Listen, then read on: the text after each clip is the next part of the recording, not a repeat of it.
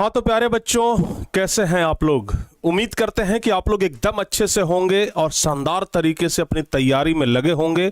एकदम शानदार तरीके से, बेजोड़ तरीके से, जोरदार तरीके से, जबरदस्त तरीके से आप लोग परीक्षा की तैयारी कर रहे होंगे। तो बाबू, आज परीक्षा की तैयारी में चार चांद लगाने के लिए और परीक्षा की तैयारी को थोड़ा आसान करने के लिए, आप लोगों का मेहनत थोड़ा कम लगे और कम मेहनत में ज्यादा नंबर ला सके, इसलिए बच्चों आज हम आपके लिए लाए हैं 200 चुनिंदा चुनिंदा top objective question all subject का। ठीक है ना, ऑल सब्जेक्ट का 200 वैसा क्वेश्चन जो कि पूरी उम्मीद है, पूरा चांस है कि इस वर्ष परीक्षा में पूछा जाएगा। आज प्यारे बच्चों 3-4 घंटा मेहनत करके आप लोगों के लिए बस हम ये 200 क्वेश्चन तैयार कर पाए हैं। ठीक है ना, पूरी मेहनत के साथ हम ये 200 क्वेश्चन तैयार किए हैं।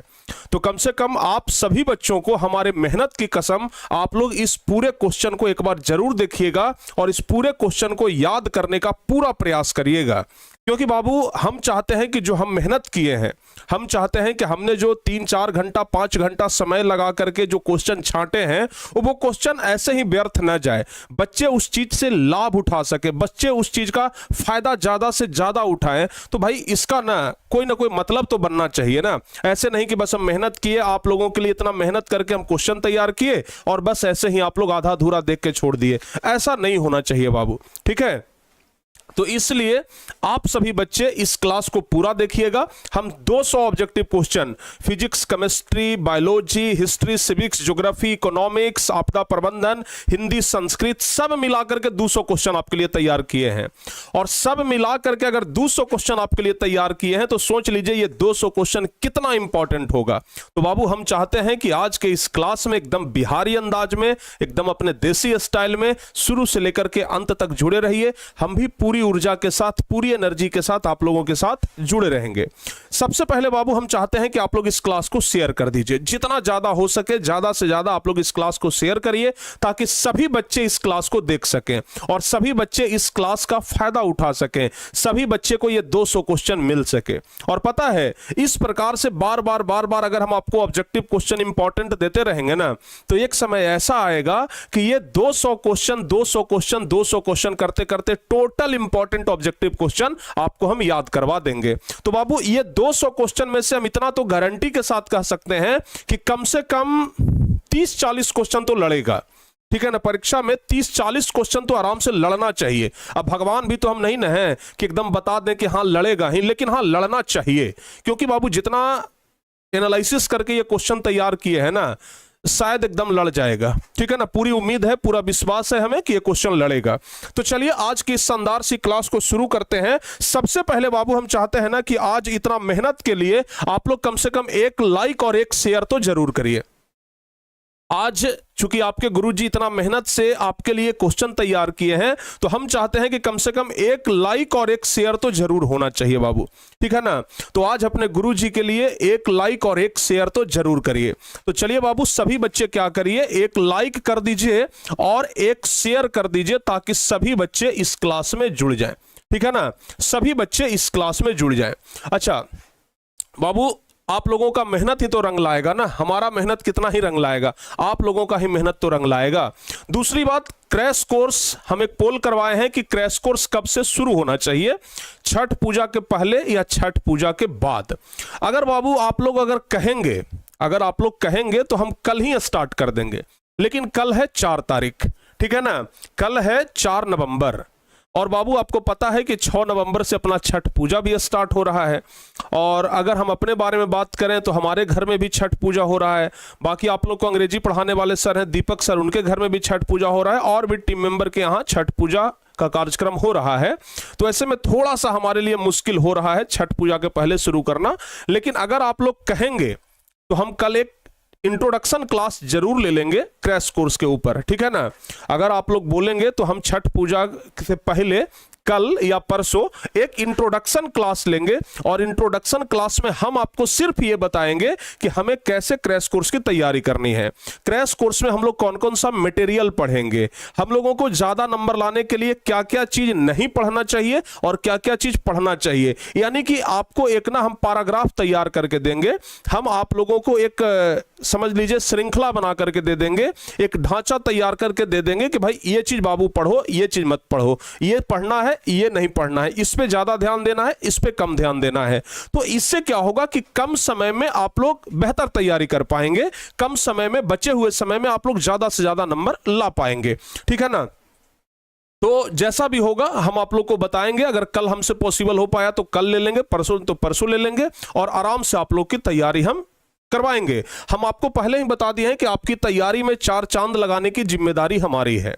आपके मैट्रिक परीक्षा में 4 चांद लगाने की जिम्मेदारी हमारी है। हम अपने जिम्मेदारी को बखूबी निभाएंगे, हम अपने जिम्मेदारी को पूरी शिद्दत के साथ निभाएंगे। ठीक है ना। आराम से आप लोग अब पढ़ाई करिए। बाबू हम लोग आगे बढ़ते हैं। क्लास को अगर आप लोग लाइक और शेयर कर दिए हैं तो हम लोग क्वेश्चन की तरफ आगे बढ़ते हैं। और हाँ, एक बात और बता देते हैं, जो बच्चे क्रैश कोर्स में एडमिशन नहीं लिए हैं तो आप लोग जरूर क्रैश कोर्स में एडमिशन ले लीजिएगा, क्योंकि बाबू अभी तो स्पेशल ऑफर भी चल रहा है माँ छठ पूजा के लिए। तो आप लोग क्रैश कोर्स में एडमिशन जरूर लीजिएगा। और आज का क्वेश्चन एकदम बेहतरीन होने वाला है। तो चलिए पहला नंबर क्वेश्चन से हम आगाज करते हैं, पहला नंबर क्वेश्चन का शुरुआत करते हैं और पहला नंबर क्वेश्चन को एकदम बेजोड़ तरीके से बताने का आप लोग प्रयास करिएगा। चलिए बाबू, तो पहला नंबर क्वेश्चन आपके स्क्रीन के ऊपर आ रहा है। चलिए तो पहला नंबर क्वेश्चन आप लोग जल्दी जल्दी से बता दीजिए।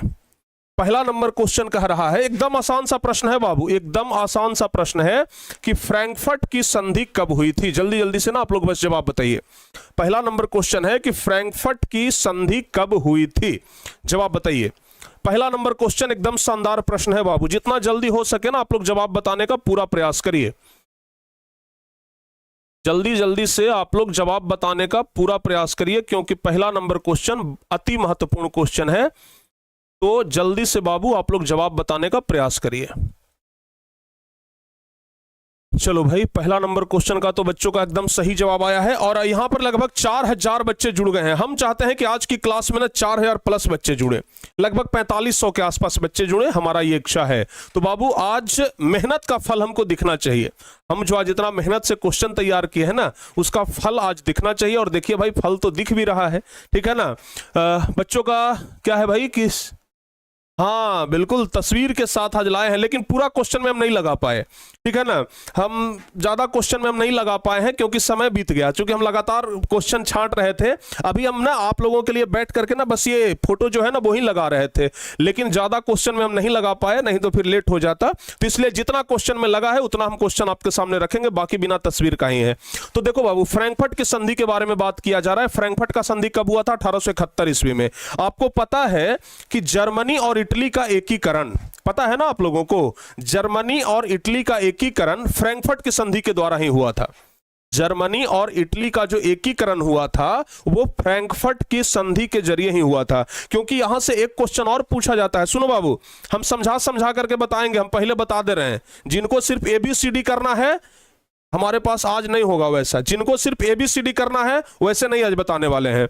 आज हम अगर ये क्वेश्चन हुआ तो इस क्वेश्चन से संबंधित एक आध दो क्वेश्चन और बता देंगे ताकि अच्छे तरीके से आपको समझ में आ जाए। क्लियर? हाँ, तो आज हम ना सिर्फ ABCD नहीं करने वाले हैं, बात ध्यान से सुन लीजिए। अगर 1871 के बारे में बात किया जाए तो आपको बताए हैं कि फ्रैंकफर्ट के संधि के तहत ही इटली और जर्मनी का एकीकरण हुआ था, ध्यान रखिएगा। चलो बाबू आगे बढ़ते हैं। दूसरा नंबर क्वेश्चन कह रहा है, यंग इटली के संस्थापक कौन था? जवाब बताओ बाबू जल्दी जल्दी से। यंग इटली का संस्थापक कौन था? जवाब बताइए, फटाफट से जवाब बता दीजिए, जल्दी जल्दी से जवाब बताइए। यंग इटली का संस्थापक कौन था? अरे भाई, एक बच्चे का भी कमेंट आया है, देखने दीजिए पहले। एक लड़के का कमेंट आया है, बच्चों ने क्या कमेंट किया है भाई हमें जरा देख लेने दीजिए एक बार। बड़ा प्यारा कमेंट है लगता है, ऐसे देखेंगे तभी पता चल पाएगा।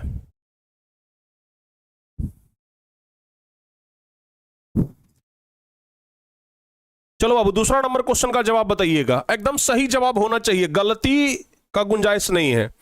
बच्चे का कमेंट है कि गुरुजी, हाँ क्या कमेंट है भाई?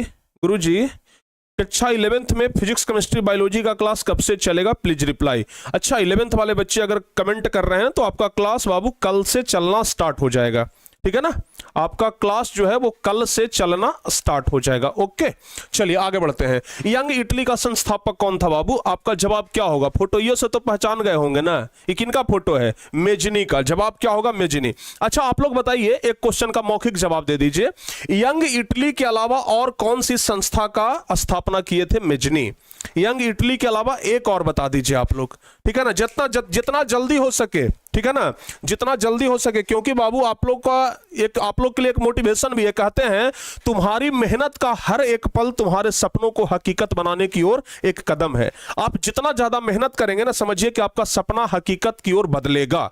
तो कहते हैं कि तुम्हारी मेहनत का हर एक पल तुम्हारे सपनों को हकीकत बनाने की ओर एक कदम है, हार मत मानो, क्योंकि सफलता सिर्फ मेहनत का इंतजार करती है। अगर हार मान गए तो आप हार जाइएगा, जिंदगी से हार जाइएगा, मेहनत करिएगा सफल हो जाइएगा। तो मेहनत जो है ना बाबू, ध्यान रखिएगा, सफलता सिर्फ मेहनत का इंतजार करती है, तो मेहनत से पीछे मत हटिए आप लोग। बताइए क्या होगा दूसरा नंबर क्वेश्चन का, यंग यूरोप, बिल्कुल सही जवाब है, आपको बताए थे यंग इटली के अलावा यंग यूरोप का भी स्थापना कौन किए हैं, मेजनी ही किए हैं, ध्यान रखिएगा। आगे बढ़ते हैं, रूस में कृषक दास प्रथा का अंत कब हुआ था, जवाब बताओ बाबू, रूस में कृषक दास प्रथा का अंत कब हुआ था। वाह क्या बात है, इसी तरीके से एकदम जवाब देते जाइए। और लगभग 4500 बच्चे, हम बोले थे 4500 बच्चे जुड़ने वाले हैं, ठीक है ना, हम बोले थे कि भाई 4500 बच्चे हो जाएं तो मजा आ जाए, और खुशी की बात तो यह है कि 4500 बच्चे जुड़ने वाले हैं, ठीक है ना। बताइए रूस में कृषक दास प्रथा का अंत कब हुआ था, जवाब कब होगा बाबू, तीसरा का A B C D, 200 question देखना है, आराम से देखेंगे, 200 क्वेश्चन से एक क्वेश्चन भी ज्यादा नहीं बताएंगे, 200 हम छांट के लाए हैं, 200 बताएंगे। तो जल्दी से बताइए रूस में कृषक दास प्रथा का अंत कब हुआ था। अगर आपका जवाब है 1861 तो बिल्कुल सही जवाब है, अगर आपका जवाब है 1861 तो बिल्कुल सही जवाब है, और सभी बच्चों का सही जवाब है भाई। चलिए आगे बढ़ते हैं, वॉर एंड पीस किसकी रचना है। देखिए बाबू यही पुस्तक है वॉर एंड पीस, जिसको हिंदी में कहते हैं युद्ध और शांति। वॉर मतलब होता है युद्ध और पीस मतलब होता है शांति, तो युद्ध और शांति यानी वॉर एंड पीस किसकी रचना है, जल्दी से जवाब बताइए, वॉर एंड पीस किसकी रचना है, जवाब क्या होगा, वॉर एंड पीस किसकी रचना है, युद्ध और शांति। आप लोग अगर गौर से देखेंगे ना तो एक किताब के नीचे में लेखक का नाम भी लिखा हुआ है, लियो टॉल्स्टॉय, देख रहे हैं ना, अगर गौर से देखेंगे तो ये एक किताब है, और किताब के नीचे देख लीजिए यहां पर लिखा हुआ है लियो टॉल्स्टॉय। तो बाबू वॉर एंड पीस किसकी रचना है, टॉल्स्टॉय की रचना है, पूरा नाम था लियो टॉल्स्टॉय, शॉर्टकट में हम लोग टॉल्स्टॉय बोलते हैं। चलिए आगे बढ़ते हैं, साम्यवादी शासन का पहला प्रयोग कहां हुआ था, जवाब बताओ बाबू, साम्यवादी शासन का पहला प्रयोग कहां हुआ था। इससे संबंधित एक क्वेश्चन और पूछेंगे, बताइए साम्यवादी शासन का पहला प्रयोग कहां हुआ था। 4500 बच्चे बोले थे और 4500 बच्चे जुड़ गए, ये हमारे लिए कितना गर्व की बात है, ठीक है ना। आज लगता है कि बच्चों ने गुरु जी के मेहनत का कसम एकदम हकीकत में बदल दिया, बच्चों को लगा कि गुरुजी ने मेहनत की कसम खाई है, आज हमको पूरा करना पड़ेगा। थैंक यू सो मच बाबू, आप सभी लोगों को दिल की गहराइयों से बहुत बहुत धन्यवाद, ठीक है ना। और खास करके लड़कियों को बहुत बहुत धन्यवाद, क्योंकि आज भाई दूज है, ठीक है ना, और भाई दूज के मौके पर आपका एक भाई आपके लिए इतना मेहनत करके आया है, इससे बड़ा और क्या हो सकता है। हालांकि भाई तो हम लड़कों के भी हैं, अगर लड़के भी भाई दूज मना रहे हैं तो बहुत अच्छी बात है। ऐसा कहाँ लिखा हुआ है कि लड़कियां ही सिर्फ मनाएंगी, भाई लड़कियां ही सिर्फ भाई दूज मनाएंगी अपने भैया के लिए, लड़के नहीं मना सकते हैं क्या, अपने भाई के लिए मना सकते हैं। तो भाई स्पेशल थैंक्स आप सभी लोगों को भाई दूज के लिए, और भाई दूज की हार्दिक शुभकामना कि अपने ब्रदर के लिए, अपने भाई के लिए कम से कम इतना कर रहे हैं। चलिए बहुत बढ़िया। तो साम्यवादी शासन का पहला प्रयोग कहाँ हुआ था, ठीक है ना। और अगर अपने भाई के लिए पूजा पाठ आज कर रहे हैं तो थोड़ा सा हमारे लिए भी भगवान से आशीर्वाद मांग लीजिएगा कि हमारा भी एक बड़का भैया है, उसके लिए भी थोड़ा सा कृपा बरसा दीजिएगा, ठीक है ना। इतनी ताकत दे दीजिएगा कि हम आप लोग के लिए दिन रात मेहनत कर सके, ठीक है। चलिए बताओ बाबू कि साम्यवादी शासन का पहला प्रयोग कहां हुआ था, जवाब क्या होगा, जवाब होगा बाबू रूस में। अच्छा ये बताइए साम्यवाद का जनक किसे कहा जाता है, पता है, साम्यवाद का जनक किसे कहा जाता है, जवाब बताओ बाबू। साम्यवाद का जनक हम आपको बताए थे ना, कार्ल मार्क्स को कहा जाता है। किसको कहा जाता है बउआ, कार्ल मार्क्स, वही अपना रॉकी भाई। साम्यवाद का जनक किसको कहा जाता है, तो जवाब क्या होगा बाबू, कार्ल मार्क्स। ऊपर नहीं पता चल रहा होगा ना, नहीं, तो साम्यवाद का जनक कहा जाता है कार्ल मार्क्स को, ध्यान रखिएगा। चलिए आगे बढ़ते हैं, अगला नंबर प्रश्न। अगला नंबर प्रश्न की ओर हमारा हाथ बढ़ रहा है बाबू। हिंद चीन पहुंचने वाला प्रथम व्यापारी कौन था? जवाब बताइए। हिंद चीन पहुंचने वाला प्रथम व्यापारी कौन था? जवाब बता दीजिए फटाफट से बाबू। हिंद चीन पहुंचने वाला प्रथम व्यापारी कौन था? इतना महत्वपूर्ण ये सब क्वेश्चन है ना कि आपके परीक्षा में पूछा जाएगा। हम पहले बता रहे हैं, बार बार अगर इतना चिल्ला चिल्ला के बोल रहे हैं पूछा जाएगा, तो हम ऐसे ही हवा में बात नहीं कर रहे हैं, सीरियसली बता रहे हैं, ठीक है ना। बताइए हिंद चीन पहुंचने वाला प्रथम व्यापारी कौन था? जवाब क्या होगा बाबू? हिंद चीन पहुंचने वाला प्रथम व्यापारी कौन था? तो जवाब क्या होगा? हिंद चीन पहुंचने वाला प्रथम व्यापारी था पुर्तगाली। सी नंबर ऑप्शन सही जवाब होगा, ठीक है ना बाबू। सी नंबर ऑप्शन सही जवाब होगा, ठीक है। चलिए बहुत बढ़िया, सी नंबर ऑप्शन सही होगा सर, एकदम जबरदस्त। आगे बढ़ते हैं। हुआ हाओ आंदोलन किस प्रकृति का था? हुआ हाओ आंदोलन किस प्रकृति का था? जवाब बताइए।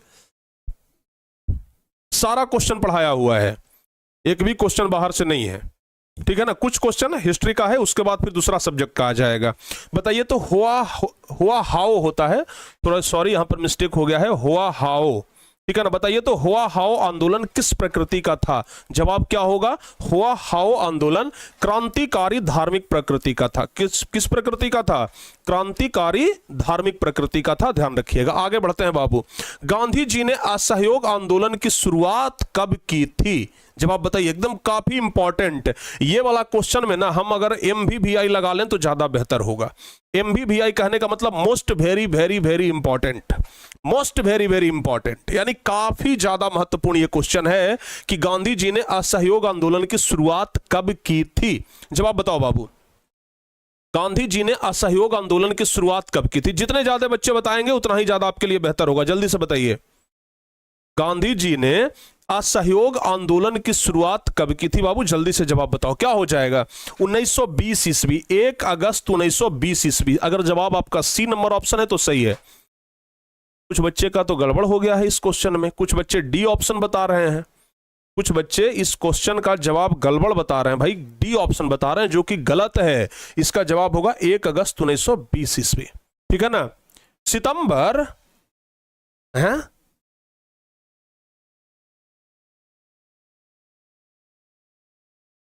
असहयोग आंदोलन की शुरुआत कब की थी? अगस्त में किए थे ना बाबू, 1 अगस्त 1920 ईस्वी होगा, ठीक है, ध्यान रखिएगा। अब की बार आर चाहे पार, अरे बाप रे बाप, ठीक है ना। यही नारा होना चाहिए बाबू, एकदम यही नारा होना चाहिए, एकदम यही नारा फिट बैठ रहा है, ठीक है ना। अब की बार आर चाहे पार, ठीक है ना, यानी कि आर पार की लड़ाई लड़नी है इस बार बाबू, आर पार की लड़ाई लड़नी है। आगे बताइए, रॉलेट एक्ट क्यों पारित किया गया? देखो बाबू, रॉलेट एक्ट पारित करने वाला व्यक्ति यही था जिसका नाम था सर सिडनी रॉलेट। ये व्यक्ति कौन है? सर सिडनी रॉलेट, ध्यान रखिएगा, ये व्यक्ति का नाम है सर सिडनी रॉलेट। इसी के नाम पर ना रॉलेट एक्ट कानून का नाम पड़ा है, रॉलेट एक्ट का, क्योंकि रॉलेट एक्ट पारित करने वाला यही है, सर सिडनी रॉलेट। तो बताओ बाबू, रॉलेट एक्ट क्यों पारित किया गया था? जवाब बताइए। रॉलेट एक्ट कानून जो है वो क्यों पारित किया गया था? जवाब बता दीजिए जल्दी से, जल्दी जल्दी से ना आप लोग बस जवाब बताइए। रॉलेट एक्ट कानून क्यों पारित किया गया था? जवाब बताओ बाबू, जितना जल्दी हो सके जवाब बताइए। रॉलेट एक्ट कानून इसलिए पारित किया गया था क्योंकि क्रांतिकारी गतिविधियों पर अंकुश लगाया जा सके, यानी कि जितने भी प्रकार के क्रांतिकारी गतिविधि था उस पर रोक लगाने के लिए रॉलेट एक्ट कानून को लाया गया था। अच्छा, रॉलेट एक्ट कानून क्या था बाबू, आपको पता है? रॉलेट एक्ट कानून क्या था, आपको पता है? यानी कि ये जो रॉलेट एक्ट कानून है ये क्या कहता था? रॉलेट एक्ट कानून के तहत आपको पता है कि शक एवं संदेह के आधार पर किसी भी व्यक्ति को गिरफ्तार करने का प्रावधान था, ठीक है ना। रॉलेट एक्ट कानून के आधार पर शक एवं संदेह के आधार पर किसी भी व्यक्ति को गिरफ्तार करने का अधिकार था, और अगर कोई व्यक्ति एक बार गिरफ्तार हो जाता है तो उसे न अपील न वकील न दलील, यानी कि बेल नहीं मिलेगा। एक बार गिरफ्तार हो गया तो जेल से बाहर आना मुश्किल है, तो इसलिए इस कानून को काला कानून भी कहा गया था। तो रॉलेट एक्ट कानून, ध्यान रखिएगा, क्रांतिकारी गतिविधियों पर अंकुश लगाने के लिए ही लाया गया था। क्लियर? चलिए बहुत बढ़िया। एक बार नए बच्चे ना सभी लोग मिलकर के एक बार क्लास को शेयर कर दीजिए बाबू, जितने भी बच्चे यहां पर जुड़े हुए हैं सब मिल करके एक बार क्लास को शेयर कर दीजिए ताकि एकदम शानदार तरीके से अपना क्लास चलते रहे, ठीक है ना। चलिए आगे बढ़ते हैं। ओ हो क्या बात है, अपना रॉकी भाई देख लो यार, अपना रॉकी भाई माय फेवरेट हीरो, ठीक है ना। देखिए वैज्ञानिक समाजवाद का प्रतिपादन किसने किया? रॉकी भाई। इसके बारे में जब हम पढ़ाते हैं ना, ये आदमी बड़ा अद्भुत था, ठीक है ना। ये अपना कार्ल मार्क्स है, ये आदमी बड़ा अद्भुत था। जब इनके बारे में हम पढ़ाते हैं ना मन खुश हो जाता है, क्योंकि ये ऐसे व्यक्ति थे ना जो कि मजदूरों के लिए काम करते थे। ये ऐसे व्यक्ति थे जो दबे कुचले व्यक्तियों के लिए काम करते थे। ये ऐसे व्यक्ति थे जो सताए हुए व्यक्तियों के लिए काम करते थे, और ये भी आर पार की लड़ाई करते थे, ठीक है ना भाई। मजदूरों के लिए ही काम करेंगे लेकिन आर पार की लड़ाई, ठीक है ना। तो ये व्यक्ति हमको बहुत ज्यादा पसंद है। बताइए वैज्ञानिक समाजवाद का प्रतिपादन किसने किया है? बताओ बाबू क्या हो जाएगा? कार्ल मार्क्स, यानी सी नंबर ऑप्शन सही होगा। जो व्यक्ति सी नंबर ऑप्शन बता रहे हैं उनका जवाब सही है। आगे बढ़ते हैं। लंदन में अनिवार्य प्राथमिक शिक्षा कब लागू हुई? लंदन में अनिवार्य प्राथमिक शिक्षा कब लागू हुई? जवाब बताइए। लंदन में अनिवार्य प्राथमिक शिक्षा लागू हुई थी 1870 ईस्वी में। डी नंबर ऑप्शन सही जवाब होगा, ठीक है ना। डी नंबर ऑप्शन हाँ बिल्कुल सही है। आगे बढ़ते हैं। इंग्लैंड में चार्टिस्ट आंदोलन कब आरंभ हुआ? बताओ बाबू, इंग्लैंड में चार्टिस्ट आंदोलन कब आरंभ हुआ था? जवाब बता दीजिए, थोड़ा जल्दी जवाब बताइए। इंग्लैंड में चार्टिस्ट आंदोलन कब प्रारंभ हुआ था? बताओ, बताइए बताइए बताइए। इंग्लैंड में चार्टिस्ट आंदोलन कब प्रारंभ हुआ था? अगर आपका जवाब क्या लिख रहे हैं? 1838। बिल्कुल सही है, बिल्कुल सही है भाई, 1838 बिल्कुल सही है, सभी बच्चों का सही है। तो जवाब होगा 1838। बी नंबर ऑप्शन सही होगा, बी नंबर ऑप्शन सही होगा। आगे बढ़ते हैं। गिरमिटिया किसे कहा जाता था? बताओ बाबू। गिरमिटिया एक प्रकार का मजदूर होता था। गिरमिटिया क्या होता था बाबू? गिरमिटिया मजदूर होता था। तो बताइए गिरमिटिया किसे कहा जाता था? आपको पता है ना, अनुबंधित मजदूर को गिरमिटिया कहा जाता था। ए ऑप्शन सही होगा, अनुबंधित मजदूर को गिरमिटिया कहा जाता था। बिल्कुल देख रहे हैं। चलिए आगे बढ़ते हैं। विश्वव्यापी आर्थिक संकट किस वर्ष आरंभ हुआ था? चलो बाबू जल्दी से जवाब बता दीजिए, ठीक है ना। जल्दी से जवाब बताइए। विश्वव्यापी आर्थिक संकट किस वर्ष प्रारंभ हुआ? अच्छा, इस प्रकार से अगर फोटो लगा देते हैं ना तो थोड़ा अच्छा लगता है ना, और चीजों को समझने में आसानी होती है। होता है कि नहीं होता है? बताओ बाबू, आगे से इस प्रकार का फोटो लगना चाहिए, हाँ चाहे ना। अगर आप लोग को अच्छा लग रहा है, अगर इससे सहूलियत हो रहा है तो हम जरूर लगाएंगे। एक बार बताइएगा हाँ चाहे ना। क्योंकि थोड़ा मेहनत तो लगता है, बहुत ज्यादा मेहनत लगता है एक एक फोटो को एडजस्ट करना, खोजना, लेकिन आप लोग को अगर फायदा हो रहा है तो हम थोड़ा मेहनत करेंगे अगली बार से, ठीक है ना। विश्वव्यापी आर्थिक संकट कब आया था? 1929 ईस्वी में। बिल्कुल सही जवाब है, सी नंबर ऑप्शन सही होगा। चलो भाई अगला नंबर। अब लगता है कि इसके बाद नहीं लगा हुआ होगा, ठीक है ना। चलिए, रूसो कहां का दार्शनिक था बाबू? 15 नंबर क्वेश्चन का आप लोग जवाब बता दीजिए एक बार कि रूसो जो था वो कहां का दार्शनिक था। 15 नंबर क्वेश्चन जवाब बताइए। रूसो कहां का दार्शनिक था? 15 नंबर क्वेश्चन का जवाब बता दीजिए, क्या होगा सही जवाब? रूसो सही है ना, फ्रांस का दार्शनिक था सर, बिल्कुल सही है, ए नंबर ऑप्शन सही होगा। रूसो जो था वो फ्रांस का दार्शनिक था। आगे बढ़ते हैं। इंग्लैंड में मुद्रण कला को पहुंचाने वाला व्यक्ति कौन था? जवाब बताइए। इंग्लैंड में मुद्रण कला यानी कि पेपर की छपाई को ही कहते हैं मुद्रण कला। तो बाबू बताओ, इंग्लैंड में मुद्रण कला को पहुंचाने वाला व्यक्ति कौन था? हैमिल्टन था कि कैक्सटन था कि एडिसन था कि स्मिथ था? जवाब बताइए क्या होगा? बिल्कुल सही है, बिल्कुल सही है। हालांकि फोटो थोड़ा और आगे तक हम लगाए थे, छिप गया है, थोड़ा मिस्टेक हो गया है। अगर थोड़ा सा समय और हमारे पास एक्स्ट्रा होता ना तो और अधिक क्वेश्चन में हम फोटो लगा करके आते। चलिए कोई बात ना। बताइए इसका सही जवाब क्या हो जाएगा? कितने बच्चे हैं जो इसका जवाब बता रहे हैं कैक्सटन? कितने बच्चे इसका जवाब कैक्सटन बता रहे हैं? अगर आपका जवाब कैक्सटन है तो बिल्कुल सही जवाब है, ठीक है बाबू। अगर आपका जवाब कैक्सटन है तो बिल्कुल सही जवाब आप दे रहे हैं। चलिए आगे बढ़ते हैं। अगला नंबर क्वेश्चन 17 नंबर। 17 नंबर कह रहा है कि मरुस्थलीय मृदा का विस्तार निम्न में से कहां है? लो भाई, जहां मरुस्थल ज्यादा होगा, मरुस्थलीय मृदा का भी विस्तार वही ना ज्यादा होगा। जहां मरुस्थल ज्यादा होगा, मरुस्थलीय मृदा का विस्तार वहीं हो ज्यादा होगा। तो बताइए मरुस्थलीय मृदा का विस्तार कहां है?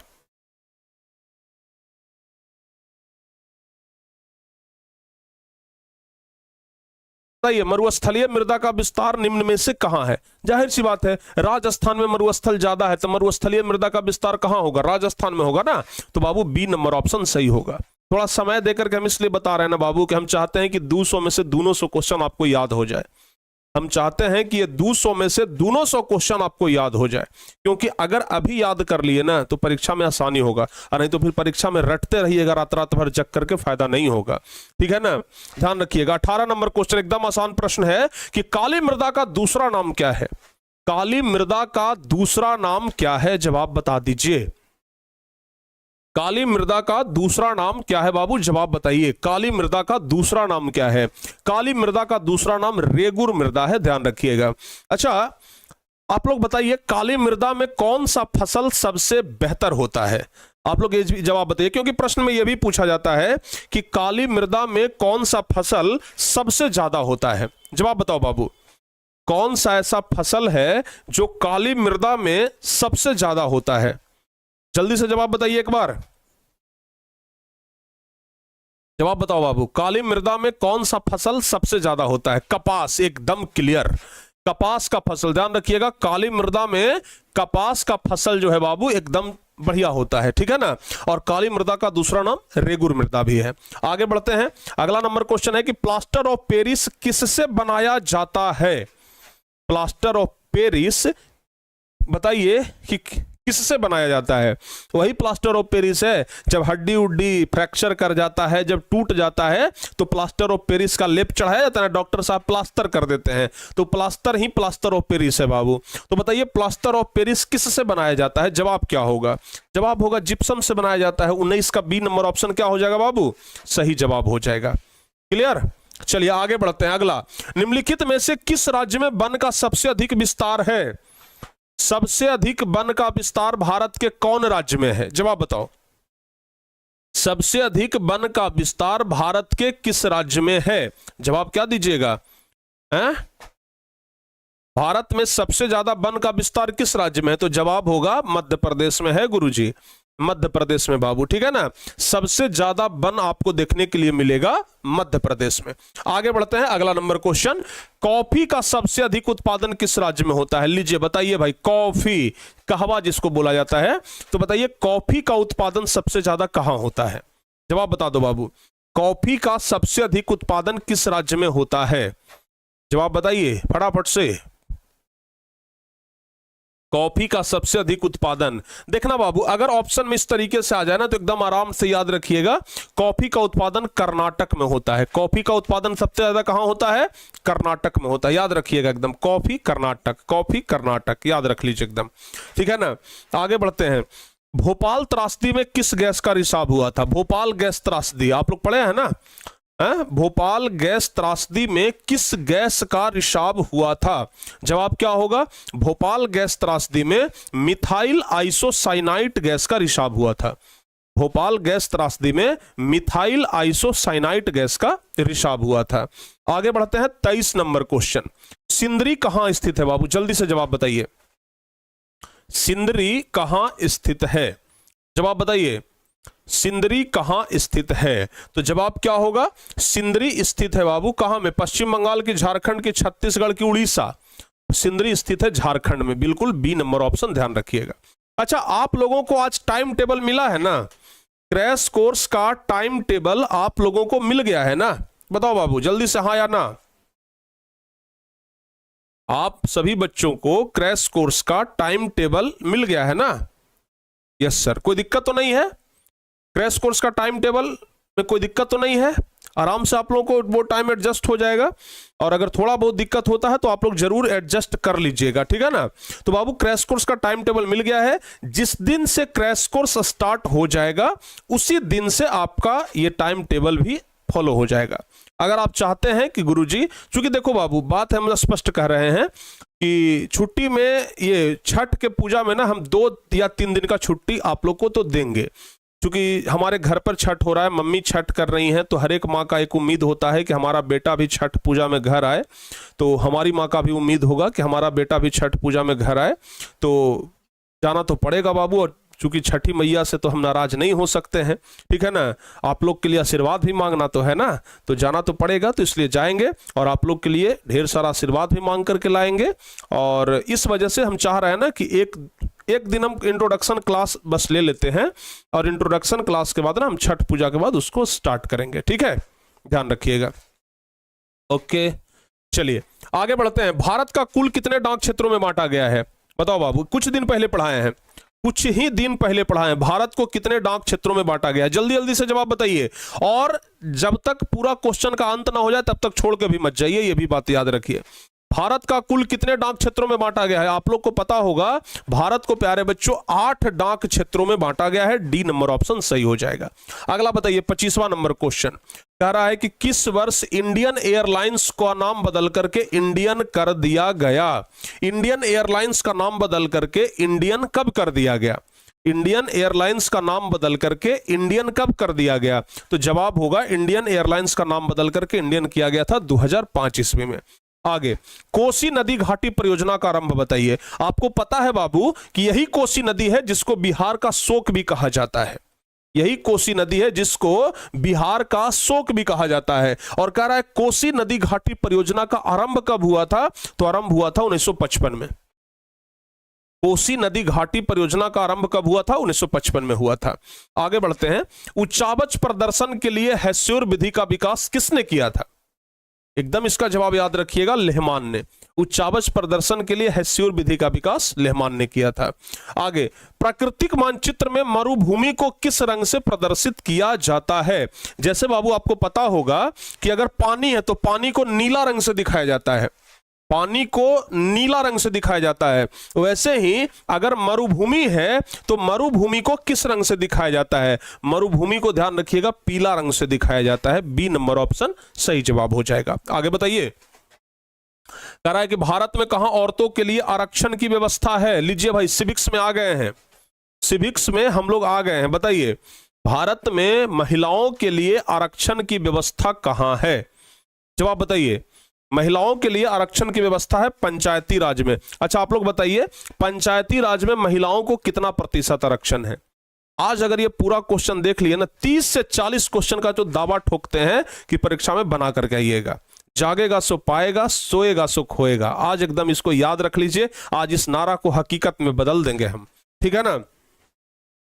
हाँ बताइए, पंचायती राज में महिलाओं को कितना प्रतिशत आरक्षण है? 50%। बिल्कुल बाबू, 50% का क्या है?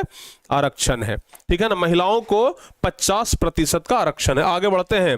इंडिका पुस्तक के लेखक कौन है? बताइए, 30वां नंबर क्वेश्चन का जवाब बता दीजिए। इंडिका पुस्तक के लेखक कौन है? जवाब बताओ बाबू, इंडिका पुस्तक के लेखक कौन है? जवाब बता दीजिए जल्दी जल्दी से। इंडिका पुस्तक के लेखक कौन है? मेगास्थनीज। बिल्कुल सही जवाब है, ए नंबर ऑप्शन सही होगा, मेगास्थनीज। आगे बढ़ते हैं। अगला नंबर प्रश्न कह रहा है कि भारत में सर्वप्रथम नगर निगम की स्थापना कब की गई? आपको पता है कि नगर निगम बड़े बड़े शहरों में लगाया जाता है, यानी कि बड़े बड़े शहरों में नगर निगम होता है, बाकी गांव में तो पंचायती राज होता है। तो पूछ रहा है कि बताइए, नगर निगम सबसे पहले स्थापित कहां हुआ था? जवाब याद रखिएगा बाबू, चेन्नई में। डी नंबर ऑप्शन सही होगा, नगर निगम सबसे पहले चेन्नई में लगा था। आगे, पंचायती राज व्यवस्था सर्वप्रथम भारत के किस राज्य से शुरुआत हुई? यानी कि पंचायती राज व्यवस्था आप लोग पढ़े हैं ना, पंचायती राज के बारे में, ग्राम पंचायत के बारे में, ग्राम पंचायत, जिला परिषद, पंचायत समिति आप लोग पढ़े हैं ना। तो कह रहा है कि भाई पंचायती राज व्यवस्था सर्वप्रथम भारत के किस राज्य में शुरुआत हुई? तो पंचायती राज व्यवस्था का शुरुआत सबसे पहले राजस्थान में हुआ था, याद रहेगा। पंचायती राज व्यवस्था का शुरुआत सबसे पहले राजस्थान में हुआ था। आगे बताइए, अगला कह रहा है कि भारत में सर्वोच्च न्यायालय यानी सुप्रीम कोर्ट के मुख्य न्यायाधीश यानी चीफ जस्टिस यानी सर्वोच्च न्यायालय के मुख्य न्यायाधीश की नियुक्ति कौन करता है? जवाब बताओ बाबू, सर्वोच्च न्यायालय के मुख्य न्यायाधीश की नियुक्ति कौन करता है? तो सर्वोच्च न्यायालय के मुख्य न्यायाधीश की नियुक्ति करता है राष्ट्रपति। सर्वोच्च न्यायालय के मुख्य न्यायाधीश की नियुक्ति कौन करता है? राष्ट्रपति करता है, ध्यान रखिएगा। आगे बढ़ते हैं। सूचना के अधिकार आंदोलन की शुरुआत कहां से हुई? सूचना के अधिकार आंदोलन, राइट टू इंफॉर्मेशन, पढ़े हैं ना, इसी को अंग्रेजी में कहा जाता है राइट टू इंफॉर्मेशन, आरटीआई जिसको शॉर्टकट में बोलते हैं, राइट टू इंफॉर्मेशन, इंफॉर्मेशन इसी को बोलते हैं बाबू सूचना का अधिकार, राइट टू इंफॉर्मेशन। तो सूचना के अधिकार आंदोलन की शुरुआत कहां से हुई थी? 34 नंबर क्वेश्चन बता दीजिए, जवाब होगा राजस्थान से, ठीक है ना, ए नंबर ऑप्शन सही होगा। अगला नंबर क्वेश्चन, नर्मदा बचाओ आंदोलन संबंधित है, किस चीज से संबंधित है? नर्मदा बचाओ आंदोलन बताए थे, मेघा पाटेकर के नेतृत्व में यह नर्मदा बचाओ आंदोलन शुरू किया गया था।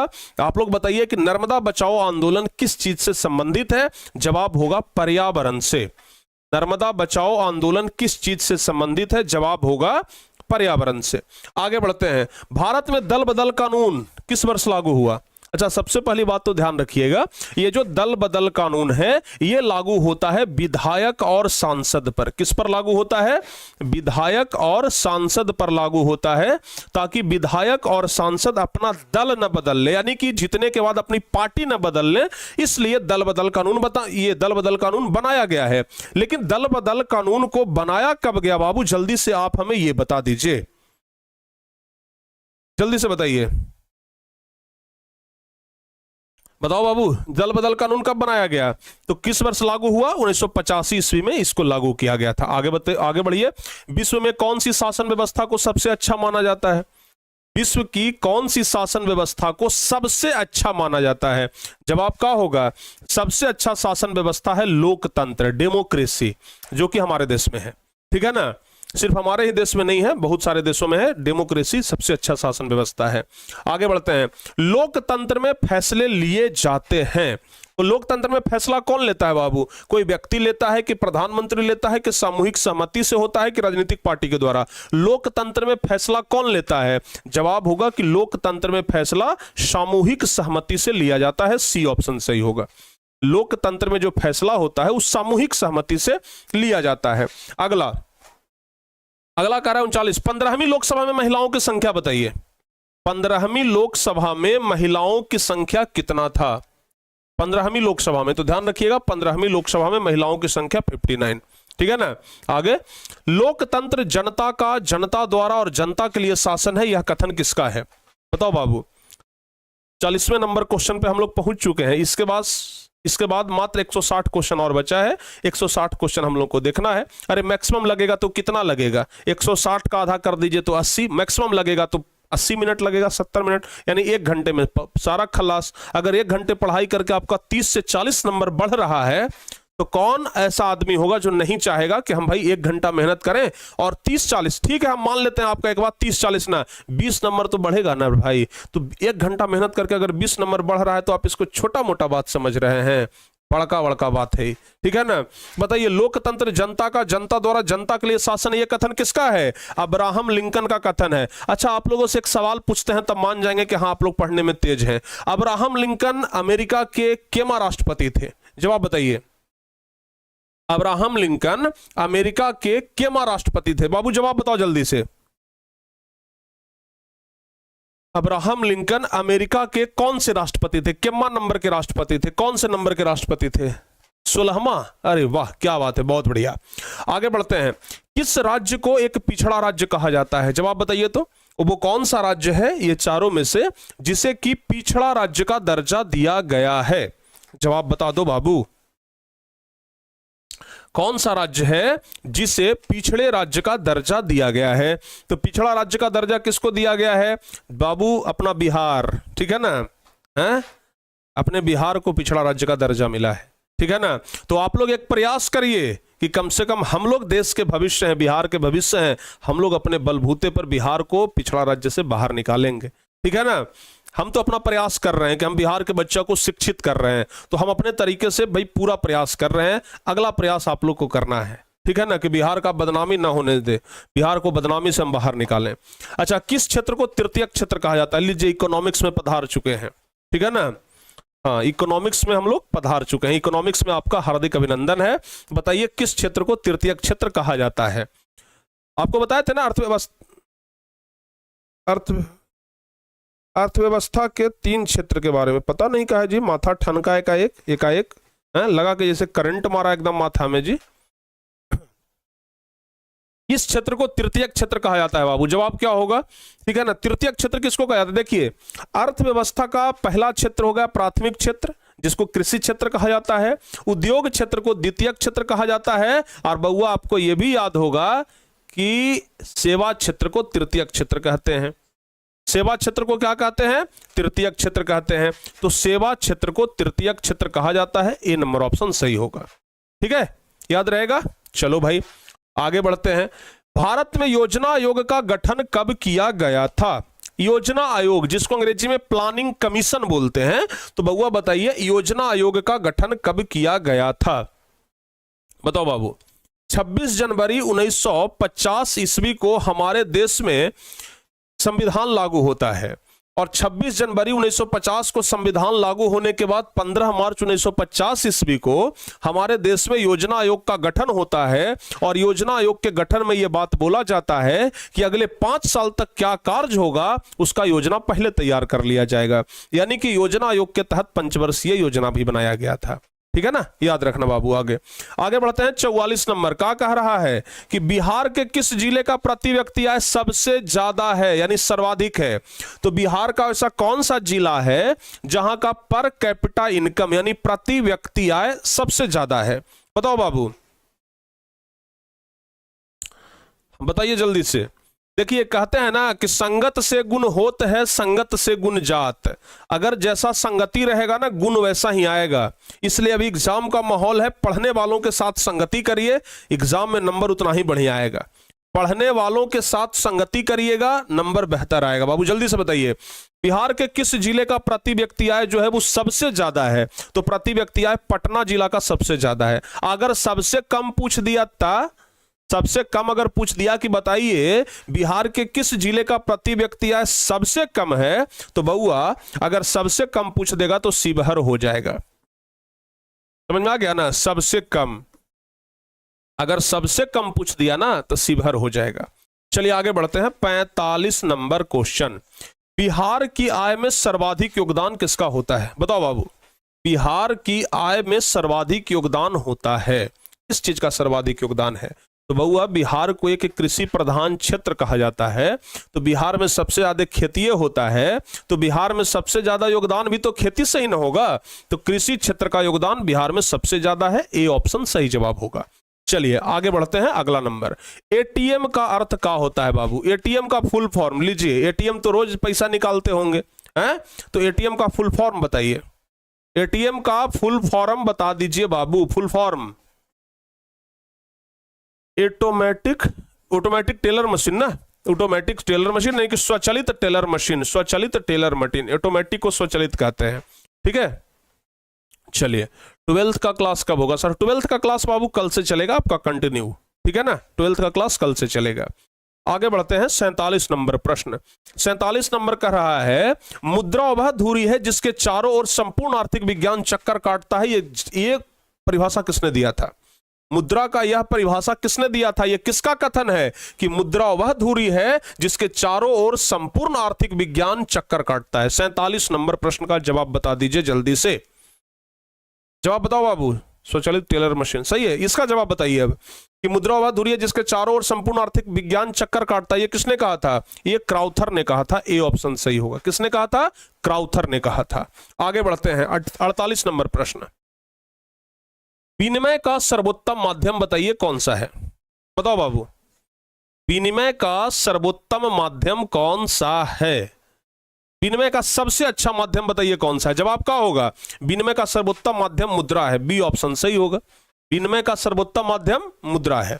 आगे बढ़ते हैं। 49वां नंबर प्रश्न कह रहा है कि भारत की वित्तीय राजधानी किस शहर को कहा जाता है? बताइए भारत की वित्तीय राजधानी किस शहर को कहा जाता है? वित्त मतलब होता है रुपया पैसा, यानी कि भारत का कौन सा ऐसा शहर है जहां से सबसे ज्यादा रुपया पैसा भारत सरकार को आता है और इसलिए उसको वित्तीय राजधानी कहा जाता है? जवाब होगा मुंबई।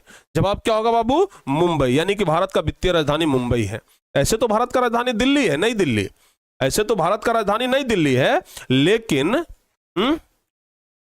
वित्तीय राजधानी मुंबई हो जाएगा। बिल्कुल सही जवाब। आगे बढ़ते हैं। व्यावसायिक बैंक का राष्ट्रीयकरण कब किया गया था? जवाब बताओ बाबू। 50वां नंबर प्रश्न है, व्यावसायिक बैंक का राष्ट्रीयकरण कब किया गया था? जवाब याद रखिएगा, 1969 ईस्वी को व्यावसायिक बैंक का राष्ट्रीयकरण किया गया था। 50 क्वेश्चन खत्म हुआ है, अभी 150 क्वेश्चन और बचा हुआ है, ठीक है ना, यानी कि 25% खत्म हो गया। 200 क्वेश्चन है, कितना बढ़िया से आराम आराम से हम लोग पढ़ रहे हैं, पढ़िए, ठीक है ना। चलिए 50, अच्छा 50 क्वेश्चन पर पूछ लें एक बार, 50 में कितना गलती की, एकदम सही सही बताइए तो, एकदम झूठ ना बोलिएगा, झूठ नहीं बोलना है बाबू, झूठ बोले कौआ काटे, झूठ बोले तो कौआ काटे, हाँ, काले कौओं से डरियो। बताओ बाबू, बताओ बताओ बताओ बताओ बताओ जल्दी से, जल्दी से बताइए कितना, सब सही है? अरे भाई सब सही है, तब तो बड़ी बढ़िया बात है, सब सही है जी, एकदम सही बता रहे हैं, झूठ ना बोल रहे हैं। चलिए आगे बढ़ते हैं, आगे 51 नंबर बताइए, बिहार एक राज्य है, कैसा राज्य है? बिहार कैसा राज्य है? तो जवाब होगा कि बिहार एक कृषि प्रधान राज्य है, डी ऑप्शन सही होगा। क्योंकि बिहार में उद्योग है ये नहीं है, पशुपालन होता है लेकिन पशुपालन प्रधान नहीं है, खनिज तो बिहार में है ये नहीं है, तो कृषि प्रधान है, यानी कि यहां ज्यादा कृषि होता है। आगे बढ़ते हैं, ऊर्जा का मुख्य स्रोत क्या है बाबू? जल्दी से जवाब बताइए तो 52 नंबर, ऊर्जा का मुख्य स्रोत बताइए क्या है? 52 नंबर क्वेश्चन, ऊर्जा का मुख्य स्रोत बता दीजिए, 52 नंबर क्वेश्चन का सही जवाब। ऊर्जा का मुख्य स्रोत क्या है? सूर्य। सूर्य, कितने बच्चे बता रहे हैं सूर्य? लो भाई, सूर्य तो है ही ना है, सूर्य तो ऑप्शन में है ही नहीं है जी। ऊर्जा का मुख्य स्रोत बताइए। अरे ऊर्जा का मुख्य स्रोत कोयला भी हो जाएगा, पेट्रोलियम भी हो जाएगा, विद्युत भी हो जाएगा, यानी जवाब इनमें से सभी हो जाएगा, डी नंबर ऑप्शन सही होगा। आगे बढ़ते हैं, कौन बीमारू राज्य नहीं है? जवाब बताइए, इनमें से कौन बीमारू राज्य नहीं है? बाबू बताओ जल्दी से, क्या होगा? बीमारू राज्य इनमें से कौन नहीं है? जवाब बताइए, कर्नाटक बीमारू राज्य नहीं है, ठीक है ना, कर्नाटक जो है वो बीमारू राज्य नहीं है, बाकी बिहार, उड़ीसा, मध्य प्रदेश ये तीनों बीमारू राज्य में आता है। चलिए आगे बढ़ते हैं, वैश्वीकरण के मुख्य अंग बाबू बताइए कितने हैं? वैश्वीकरण के मुख्य अंग, वैश्वीकरण हम आपको पढ़ा चुके हैं ना, वैश्वीकरण हम आप लोगों को पढ़ा चुके हैं ना, तो बताइए जल्दी से कि वैश्वीकरण के मुख्य अंग कितने हैं? जवाब बताइए। 5, एकदम सही जवाब। अरे भाई क्या बात है, एकदम सब बच्चे का एकदम सही सही जवाब आ रहा है, इतना सही सही जवाब आ रहा है, मतलब एकदम मजा आ रहा है। अच्छा बताइए तो हॉलमार्क का चिन्ह जो है वो किस वस्तु की गुणवत्ता का प्रमाण है? हॉलमार्क का चिन्ह किस वस्तु की गुणवत्ता का प्रमाण है? जवाब बता दो बाबू। हॉलमार्क का चिन्ह जो है वो किस वस्तु की गुणवत्ता का प्रमाण है? किताब के लिए हम पहले बोल दिए, छठ के बाद आएगा, 10th क्लास का किताब जो है क्रैश कोर्स वाला वो छठ के बाद आएगा, ठीक है ना बाबू। और अच्छा आप लोगों के लिए एक बड़ी खुशखबरी ये भी है ना कि बाबू आप लोग जब 11th 12th क्लास में जब जाएंगे, जब आप लोग 11th 12th क्लास में जाएंगे तो आप लोगों के लिए स्पेशल बुक तैयार किया जा रहा है। जितने भी टारगेट बोर्ड के एक्सपर्ट टीचर हैं और भी जो बैकएंड की टीम है वो सब मिल करके ना 11th और 12th क्लास के लिए इतना बेहतर बुक तैयार किया जा रहा है। जब आप लोग 12th क्लास में जब बोर्ड का एग्जाम देंगे ना तो उस समय देखिएगा क्रैश कोर्स का कितना धाकड़ बुक निकलेगा, ठीक है ना। और ऐसे तो अभी वाला किताब भी एकदम धाकड़ है, लेकिन जैसे जैसे हम आगे बढ़ रहे हैं ना बाबू अपने अंदर निखार लाते जा रहे हैं। तो जब आप लोग 11th 12th में जाइएगा ना मजा आ जाएगा किताब देख करके, पक्का बता रहे हैं, ठीक है ना। चलो बाबू बताओ जल्दी से, हॉलमार्क का किसमें? सोना में, गोल्ड में, क्या चीज में? सोने के आभूषण में, सी नंबर ऑप्शन सही होगा। चलिए बहुत बढ़िया, आगे बढ़ते हैं। अगला, नदियों में बाढ़ आने का प्रमुख कारण बताइए बाबू क्या है? नदियों में बाढ़ आने का प्रमुख कारण क्या है? जवाब बता दो जल्दी से, नदियों में बाढ़ आने का प्रमुख कारण, जल्दी से जवाब बताइए। 47 नंबर क्वेश्चन क्या कह रहा है जी? मुद्रा अधूरी है जिसके चारों ओर संपूर्ण अर्थ विज्ञान चक्कर काटता, किसने कहा? क्राउथर ने कहा। तो सही तो है, ठीक है, हमारे ख्याल से सही है। चलिए बताइए तो जल्दी से, नदियों में बाढ़ आने का प्रमुख कारण क्या है बाबू? 56 नंबर, जल की अधिकता। एकदम सही है, जल की अधिकता, ए नंबर ऑप्शन सही जवाब होगा। अगला, भोपाल गैस त्रासदी किस प्रकार की आपदा थी? लीजिए आपदा प्रबंधन से क्वेश्चन है, भोपाल गैस त्रासदी किस प्रकार की आपदा थी? जवाब होगा प्राकृतिक तो नहीं था, ठीक है ना, मानव जनित आपदा हो जाएगा, बी नंबर ऑप्शन सही होगा।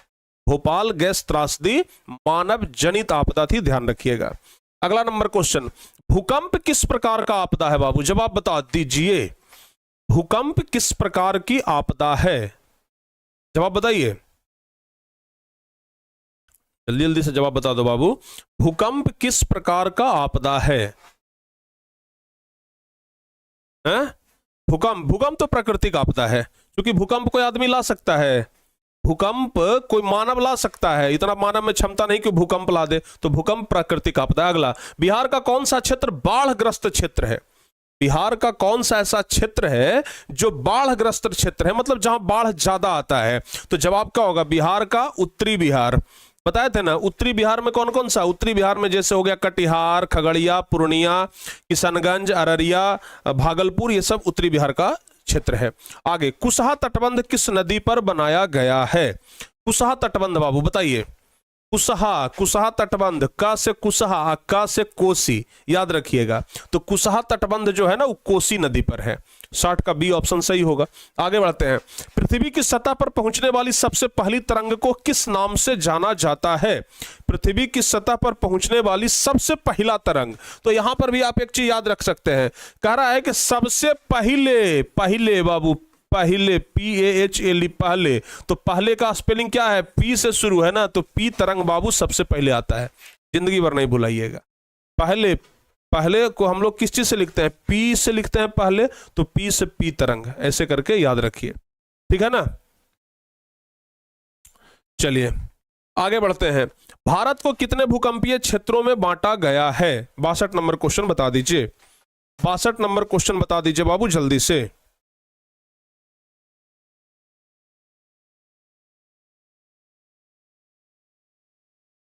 भारत को कितने भूकंपीय क्षेत्रों में बांटा गया है? जल्दी से जवाब बता दीजिए।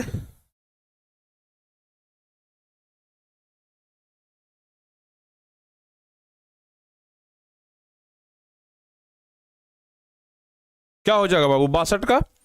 भारत को कितने भूकंप क्षेत्रों में बांटा गया है? 5 क्षेत्रों में बांटा गया है, सी ऑप्शन सही होगा। अगला बताइए, रिंग बांध किसके लिए उपयोगी होता है?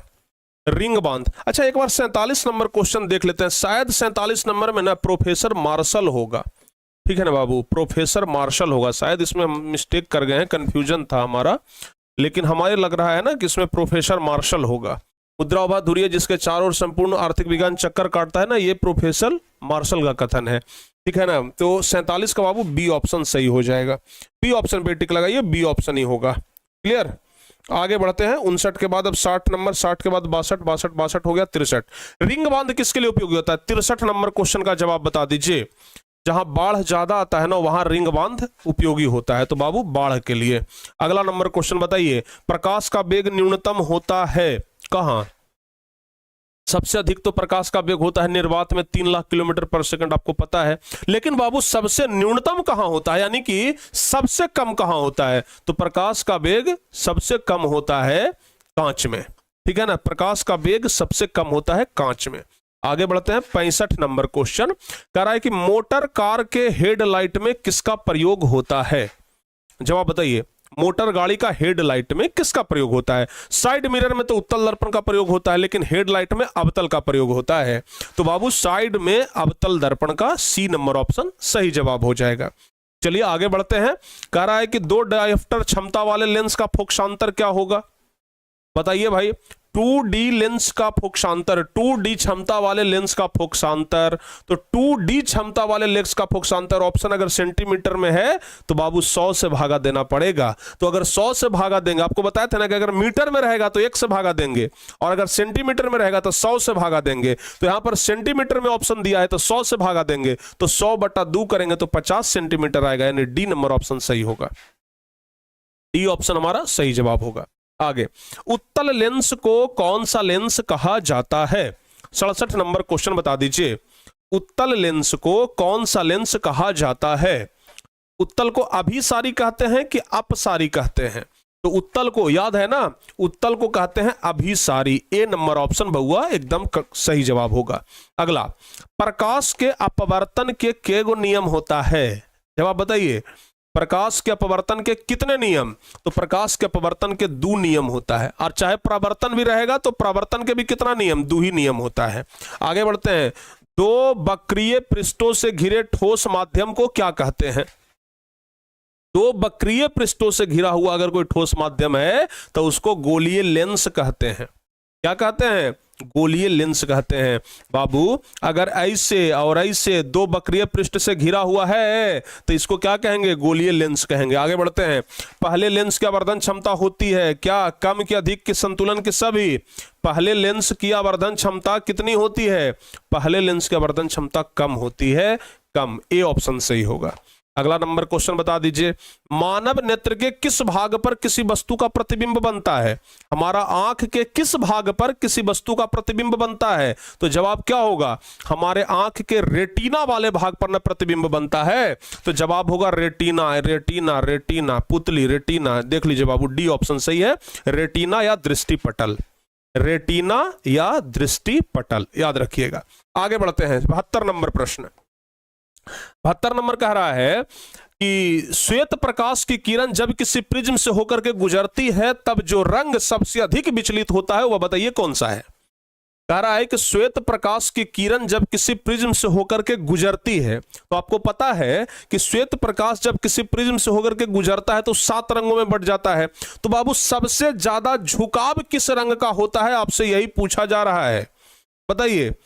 सबसे ज्यादा झुकाव सबसे नीचे होता है बैगनी, सबसे ऊपर होता है लाल, 7 रंग होता है बैजानी है पिनाला, बताया है ना। तो सबसे ज्यादा झुकाव यानी कि सबसे ज्यादा विचलित होता है बैगनी कलर।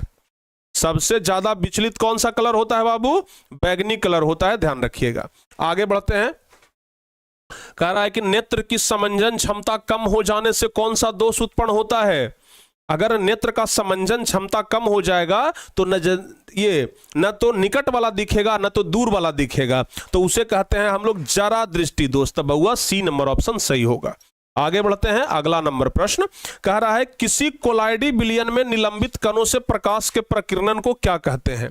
किसी कोलाइडी विलयन में निलंबित कणों से प्रकाश के प्रकीर्णन को क्या कहा जाता है? जवाब बताइए। किसी कोलाइडी विलयन में निलंबित कणों से प्रकाश के प्रकीर्णन को टिंडल प्रभाव कहते हैं। सी नंबर ऑप्शन सही जवाब है। सी नंबर ऑप्शन एकदम क्लियर। चलिए आगे बढ़ते हैं। कॉर्निया के पीछे एक संरचना होती है, उसे क्या कहते हैं बाबू? 75 नंबर क्वेश्चन बताइए। कॉर्निया के पीछे एक संरचना होती है जिसको आइरिस कहते हैं, उसी को हिंदी में परितारिका कहा जाता है। क्या कहते हैं? परितारिका। मानव नेत्र वाला चैप्टर कितना प्यार से पढ़ाए थे, कितना बढ़िया से पढ़ाए थे।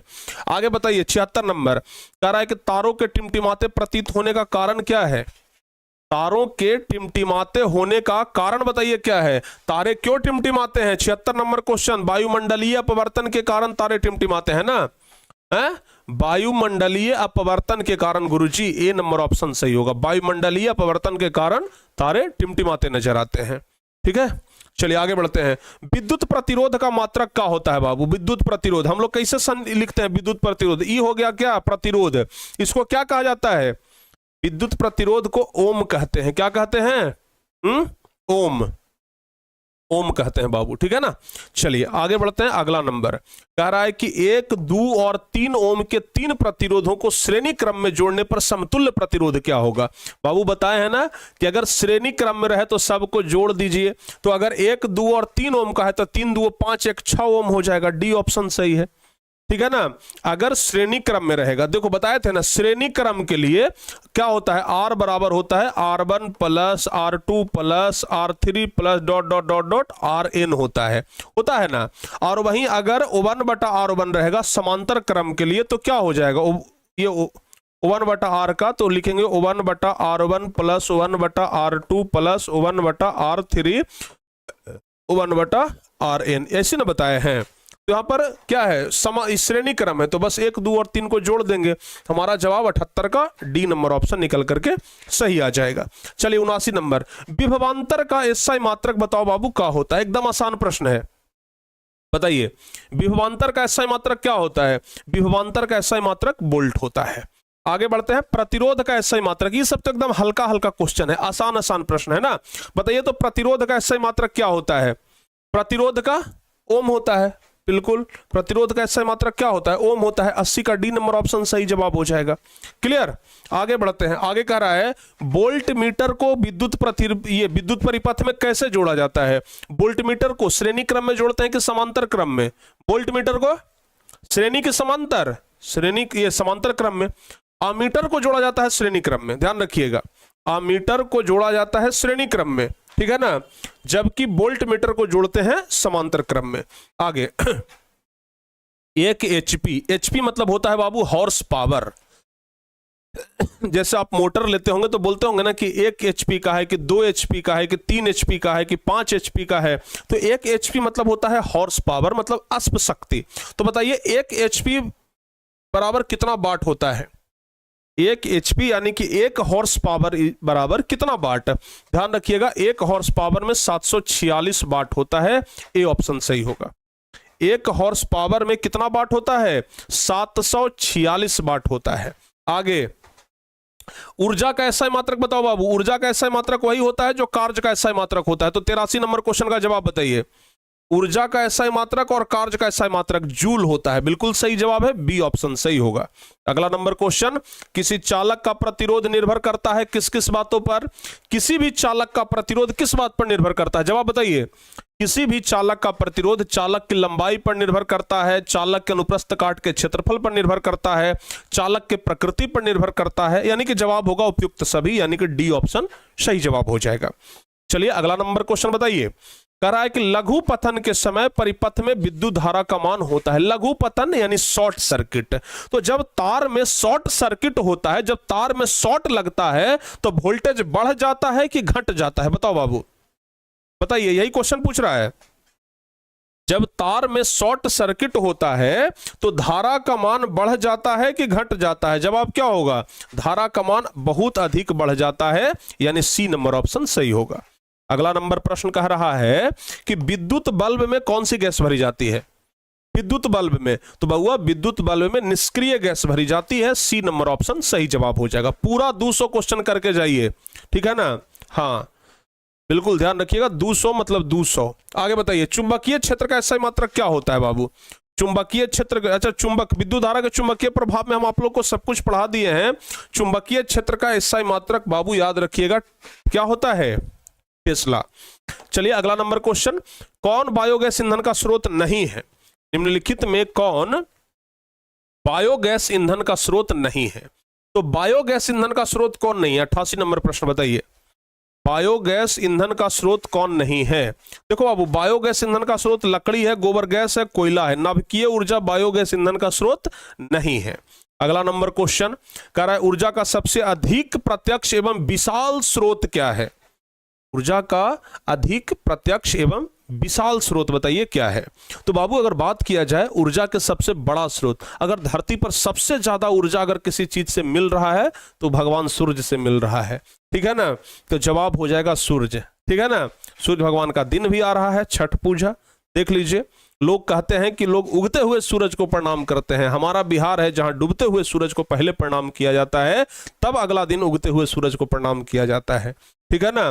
तो बउआ 89 का सी नंबर ऑप्शन सही होगा, रसगुल्ला। चलिए आगे बढ़ते हैं। जैव गैस एक उत्तम ईंधन है, इसमें मीथेन गैस पाई जाती है। जैव गैस एक उत्तम ईंधन है, इसमें मीथेन गैस पाई जाती है। जैव में मीथेन गैस कितना पाया जाता है? लगभग 75% मीथेन होता है। तो बाबू डी नंबर ऑप्शन सही होगा। अगला बता दीजिए, नरौरा नाभिकीय विद्युत संयंत्र किस राज्य में? हम बताए थे ना, ढेर सारे विद्युत संयंत्र के बारे में बताए थे। तो बताइए नरौरा किस राज्य में है? तो नरौरा होगा बाबू उत्तर प्रदेश में। अगला नंबर क्वेश्चन बता दीजिए, तारापुर विद्युत नाभिकीय संयंत्र किस राज्य में है? तारापुर, तारापुर कहां में बताए थे? महाराष्ट्र में ना। तारापुर किस राज्य, ये तारापुर किस राज्य में है? तो तारापुर नाभिकीय विद्युत संयंत्र जो है वो महाराष्ट्र में है, आपको हम पहले से बता चुके हैं। चलिए आगे बढ़ते हैं। कह रहा है कि लोहा को जिंक से लेपित करने की क्रिया को क्या कहा जाता है? लोहा को अगर जिंक से लेपित कर रहे हैं तो उस क्रिया को बाबू ध्यान रखिएगा ये गैल्वनीकरण कहते हैं। बी ऑप्शन सही होगा। लोहा को जिंक से लेपित करने की क्रिया को गैल्वनीकरण कहते हैं।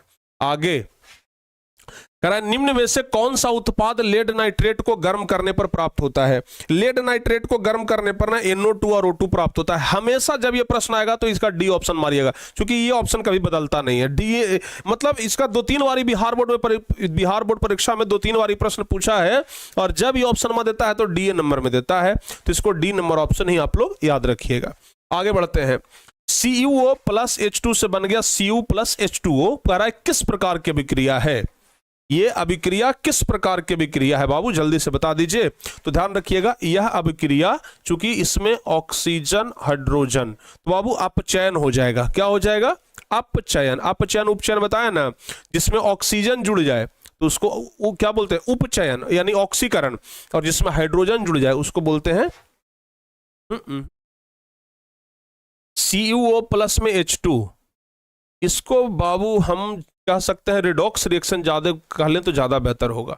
95 का अगर डी ऑप्शन बोल लेना तो हमें लगता है कि ज्यादा बेहतर होगा। 95 का डी ऑप्शन हो जाएगा, रिडॉक्स रिएक्शन, क्योंकि ऑक्सीजन भी जुड़ रहा है और हाइड्रोजन भी जुड़ रहा है, तो ये ना बाबू ध्यान रखिएगा रिडॉक्स रिएक्शन हो जाएगा। क्लियर? चलिए आगे बढ़ते हैं। निम्नलिखित में सबसे प्रबल लवण कौन सा है? लवण, तो लवण तो बाबू NaCl हो जाएगा, सोडियम क्लोराइड हो जाएगा अपना, ठीक है ना। क्या हो जाएगा? सोडियम क्लोराइड हो जाएगा, जो हम लोग नमक खाते हैं, ठीक है ना, सोडियम क्लोराइड हो जाएगा, ध्यान रखिएगा। क्लियर? चलिए आगे बढ़ते हैं। कह रहा है कि जल के अम्लीय एवं क्षारीय विलयन किसके कारण विद्युत के सुचालक होते हैं? जल के अम्लीय एवं क्षारीय विलयन, आपको पता है ना कि अम्ल जो होता है वो जल में घुल करके क्या देता है? H+ आयन, और क्षार जो होता है OH- आयन, यानी कि जवाब अपना सी ऑप्शन होगा। अगला नंबर क्वेश्चन बता दीजिए। एसिटिक अम्ल का IUPAC नाम बताइए। एसिटिक अम्ल का IUPAC नाम। एसिटिक अम्ल को ही बउआ हम लोग कहते हैं मेथेनोइक अम्ल। 98 का बी नंबर ऑप्शन सही होगा। बताओ बाबू सही होगा कि नहीं होगा? एसिटिक अम्ल को कितने बच्चे मान रहे हैं कि सही होगा? अगर मान रहे हैं तो गलत है, क्योंकि एसिटिक अम्ल को एथेनोइक कहते हैं। अक्सर बच्चे एथेनोइक और मेथेनोइक में कंफ्यूज करते हैं, ठीक है ना। हाँ, ये बात ध्यान रखिएगा। चलिए, फार्मिक अम्ल को मेथेनोइक अम्ल बोलते हैं। आगे बढ़ते हैं। प्लास्टर ऑफ पेरिस का रासायनिक सूत्र बता दो बाबू। प्लास्टर ऑफ पेरिस का रासायनिक सूत्र बता दीजिए। प्लास्टर ऑफ पेरिस का रासायनिक सूत्र बताइए। सोचो कि कितने ज्यादा सीरियस बच्चे हैं पढ़ने में, कि अभी 100 क्वेश्चन भी कंप्लीट नहीं हुआ है और 4500 4600 से बच्चे घट करके 3700 पर आ गए हैं। सोच रहे हैं ना, ये जो बच्चे 800 1000 बच्चे होंगे, ये कितने ज्यादा पढ़ने में सीरियस होंगे। ठीक है कि भाई 1 घंटा भी चैन की नींद से नहीं पढ़ सकते हैं। मतलब उनका शरीर इतना व्याकुल है, मन इतना व्याकुल है कि उनका मन एक जगह पर 1 घंटा शांत नहीं रह सकता है।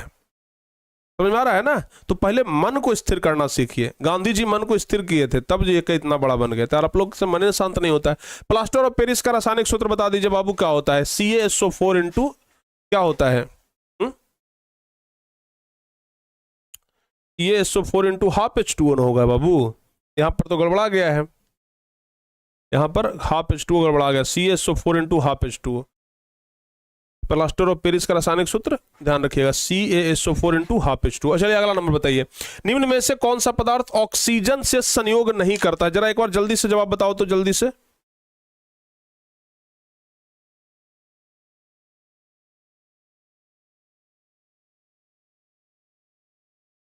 फटाफट से जवाब बता दीजिए। कह रहा है क्वेश्चन में कि निम्न में से कौन सा पदार्थ है जो ऑक्सीजन से संयोग नहीं करता है। अब आप ही बताइए, अगर आप सोना का अंगूठी पहनते हैं तो क्या ऑक्सीजन से संयोग, ऑक्सीजन से विक्रिया कर जाता है? नहीं ना। तो गोल्ड जो यानी सोना जो है वो ऑक्सीजन से विक्रिया नहीं करता है। अगला बता दीजिए बाबू। 101 नंबर का निम्नांकित में कौन उपधातु है? उपधातु कौन है? आधातु और उपधातु। उपधातु क्या है बाबू? निकेल क्या है? Nickel nickel nickel nickel. लोहा नहीं होगा, कॉपर नहीं होगा, निकेल नहीं होगा।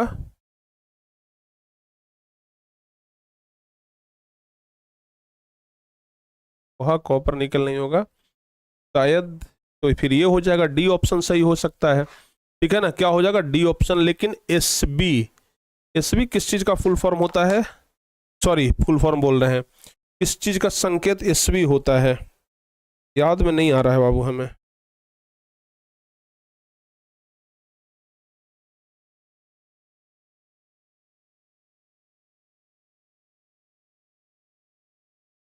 एंटी मनी को बोलते हैं एसबी, एंटी मनी को बोलते हैं। तो बाबू एंटी मनी क्या है, ये क्या हो जाएगा, ये उपधातु हो जाएगा। बाकी तो लोहा कॉपर और निकल के बारे में लोग जानते हैं कि धातु है। आगे बढ़ते हैं, अगला नंबर प्रश्न कह रहा है पीतल क्या है। पीतल तो एक मिश्र धातु है। पीतल क्या है बाबू, एक मिश्र धातु है, ठीक है ना, ध्यान रखिएगा, ठीक है ना। पीतल क्या है, एक मिश्र धातु है, याद रखिएगा। हाँ, पीतल के लिए ना एक बड़ा अच्छा, पीतल के लिए बता सकते हैं कोई बच्चे की किस किस मतलब पीतल जो है वो किसका मिश्र धातु है, इसमें कौन कौन सा तत्व होता है, जल्दी से बताइए। पीतल में कौन कौन सा तत्व होता है, कोई बच्चे बता सकते हैं तो बताइए। उसके बाद एक बड़ा जबरदस्त ट्रिक हम बताते हैं, पीतल में कौन कौन सा तत्व होता है, जल्दी से जवाब बताओ तो बाबू एक बार। पीतल में कौन कौन सा तत्व होता है, जवाब बता दीजिए। पीतल में कौन कौन सा तत्व होता है, एक बार जल्दी जल्दी से आप लोग जवाब बता दीजिए। लोहा और तांबा, लोहा और तांबा तो नहीं होता है, तांबा और जस्ता, तांबा और जिंक। देखो बाबू, अगर पूछेगा कि पीतल क्या है तो मिश्र धातु, किस किस चीज का मित्र धातु है, तो आप एक वर्ड याद रखिएगा, पिताजी। आप एक वर्ड याद रखिएगा, पिताजी। पिताजी, तो देखो बाबू, पी से क्या हो गया, पीतल, समझ में आ रहा है ना, इसको हर्षिकार से हम लिख देते हैं। पी से क्या हो गया, पीतल। चलिए, ता से क्या हो गया, तांबा, और जी से क्या हो गया, जिंक। यानी कि पिताजी से हो गया, यानी कि पीतल जो है वो तांबा और जिंक का क्या है, मिश्रण है, इसलिए इसको मिश्र धातु कहते हैं। पिताजी एगो ट्रिक है, याद रखिए इसको, ठीक है ना। आगे बढ़ते हैं, धातु के ऑक्साइड सामान्यतः होते हैं। बताओ बाबू, धातु का ऑक्साइड क्या होता है, अम्लीय होता है कि क्षारीय होता है, क्या होता है, तो धातु के ऑक्साइड जो होता है ना वो क्षारकीय होता है। 103 का बी नंबर ऑप्शन सही जवाब हो जाएगा। अगला नंबर प्रश्न, निम्नलिखित में से कौन एल्युमिनियम का मिश्र धातु है। एल्युमिनियम का मिश्र धातु कौन है, मैग्नीशियम। एल्युमिनियम का मिश्र धातु बाबू ध्यान रखिएगा मैग्नीशियम होता है। चलिए आगे बढ़ते हैं, फास्फोरस का आणविक सूत्र, फास्फोरस का आणविक सूत्र P4 होता है। फास्फोरस का आणविक सूत्र P4। आगे, सोना निम्नलिखित में किस द्रव्य में घुल जाता है। आपको बताया था ना कि अगर आप जाइएगा सोनार के दुकान में सोना साफ कराने के लिए तो सोना के आभूषण को एक लिक्विड में डालता है, जिसके कारण क्या होता है, सोना साफ हो जाता है। वो जो द्रव है बाबू, कौन सा द्रव है, अम्लराज है। इसी को हम लोग एक्वा रेजिया भी बोलते हैं। इसी को क्या बोलते हैं, एक्वा रेजिया। अम्लराज को ही हम लोग एक्वा रेजिया कहते हैं, ध्यान रखिएगा। चलिए आगे बढ़ते हैं, क्लियर हुआ। चलिए आगे बढ़ते हैं, 1 ग्राम सोना से कितना लंबा तार बनाया जा सकता है बाबू, बताओ। 1 ग्राम सोना से कितना लंबा तार बनाया जा सकता है, जवाब बताइए। अगर हम 1 ग्राम सोना ले लें तो उससे कितना लंबा तार बनेगा, 2 किलोमीटर।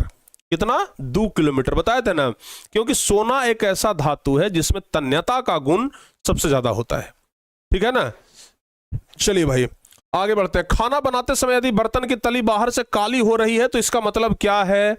खाना बनाते समय अगर बाहर से तली कर काला हो रहा है तो इसका मतलब है कि ईंधन पूरी तरीके से नहीं जल रहा है। इसका मतलब तो यही हुआ ना, यानी कि बी ऑप्शन सही जवाब हो जाएगा। चलिए आगे बढ़ते हैं, एथेन का आणविक सूत्र C2H6 है, इसमें कितने सहसंयोजक बंधन है, बताओ बाबू। एथेन का आणविक सूत्र C2H6, अगर हम C डबल बॉन्ड C दे दें, हाँ कितना हो जाएगा, नहीं सिंगल बॉन्ड होगा ना, सिंगल बॉन्ड होगा, कितना हो गया बाबू, 1 2 3 4 5 6, बताइए तो कितना हो जाएगा, 7 हो जाएगा। जवाब क्या हो जाएगा, एथेन का आणविक सूत्र C2H6 है, इसमें कितने सहसंयोजक आबंध है, तो जवाब होगा 7।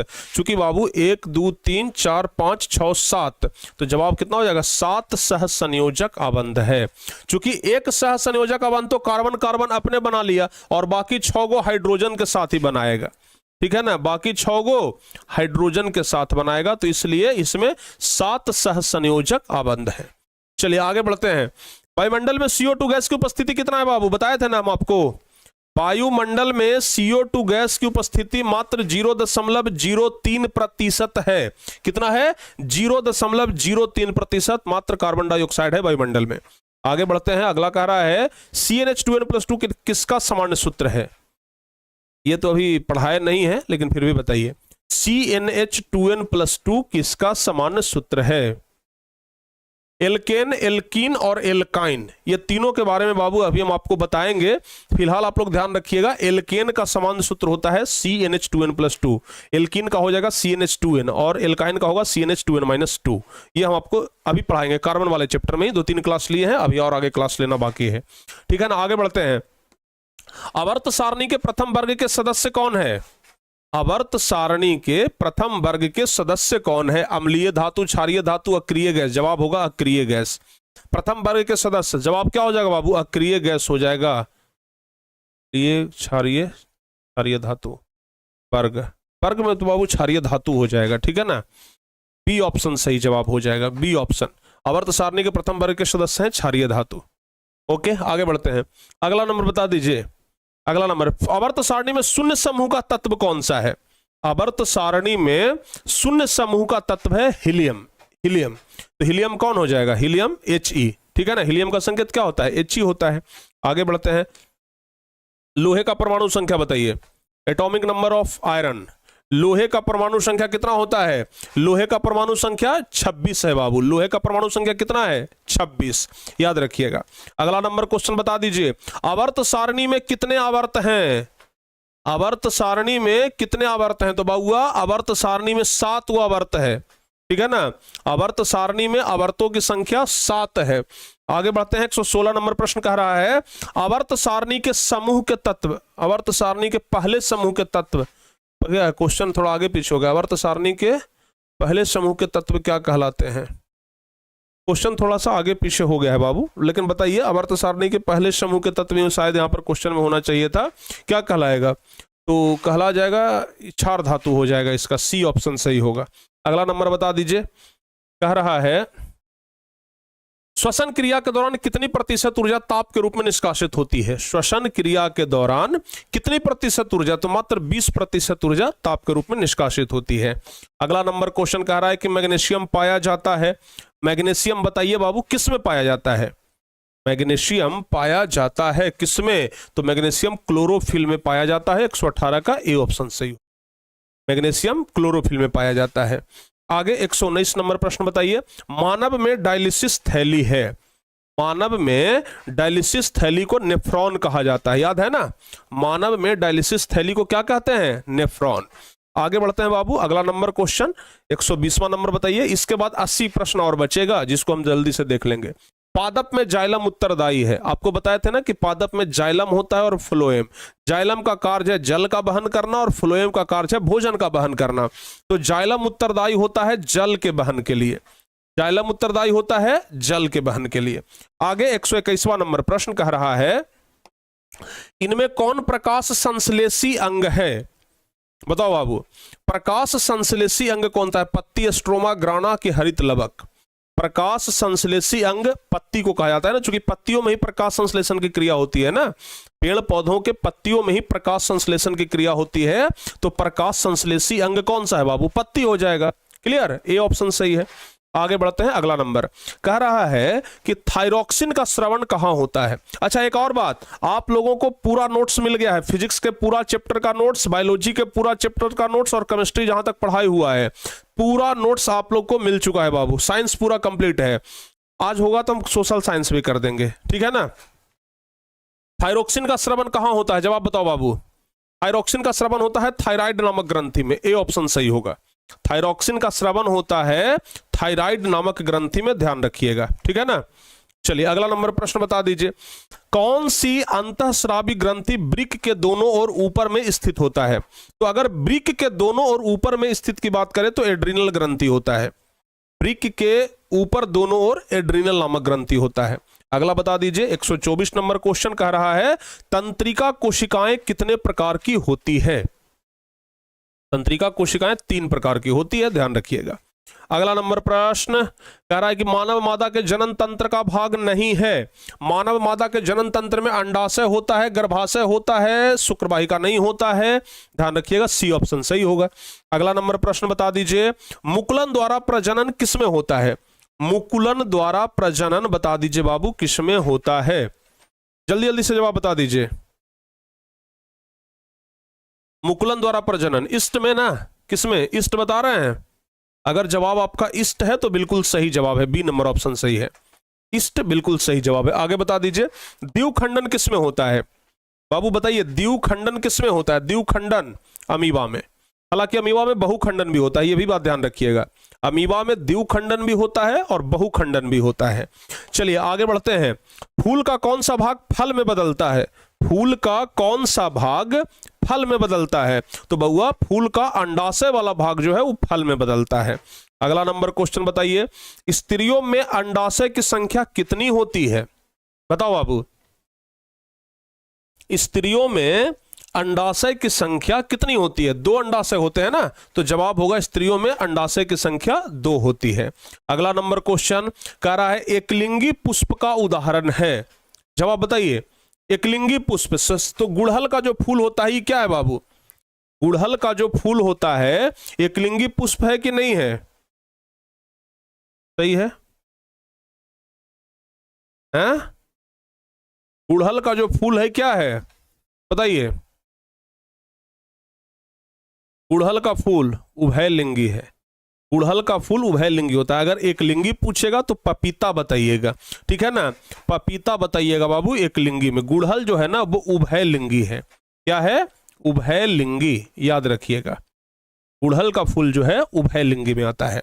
आगे, बीजांड की दीवारें मोटी होकर के क्या बनाती है? 31 नंबर क्वेश्चन का जवाब बता दीजिए। बीजांड की दीवार अगर मोटी हो जाती है तो वो बीजावरण का निर्माण करती है, यानी सी नंबर ऑप्शन सही होगा। अगला प्रश्न कह रहा है, द ओरिजिन ऑफ स्पाइसेस नामक पुस्तक किसने लिखी?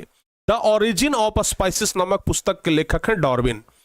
द ओरिजिन ऑफ स्पाइसेस नामक पुस्तक के लेखक डार्विन है। आगे बढ़ते हैं बाबू। अगला नंबर प्रश्न कह रहा है, गुणसूत्र बने होते हैं, किस चीज के बने होते हैं? गुणसूत्र डीएनए, प्रोटीन्स और आरएनए। ये गुणसूत्र जो होते हैं जिसको क्रोमोसोम भी बोलते हैं, तो ये डीएनए, प्रोटीन और आरएनए के बने होते हैं, ठीक है ना? याद रखिएगा। अगला नंबर प्रश्न बताइए, जीन शब्द प्रस्तुत किसने किया था? जीन शब्द किसने प्रस्तुत किया? तो जीन शब्द जॉनसन ने प्रस्तुत किया बाबू, ध्यान रखिएगा।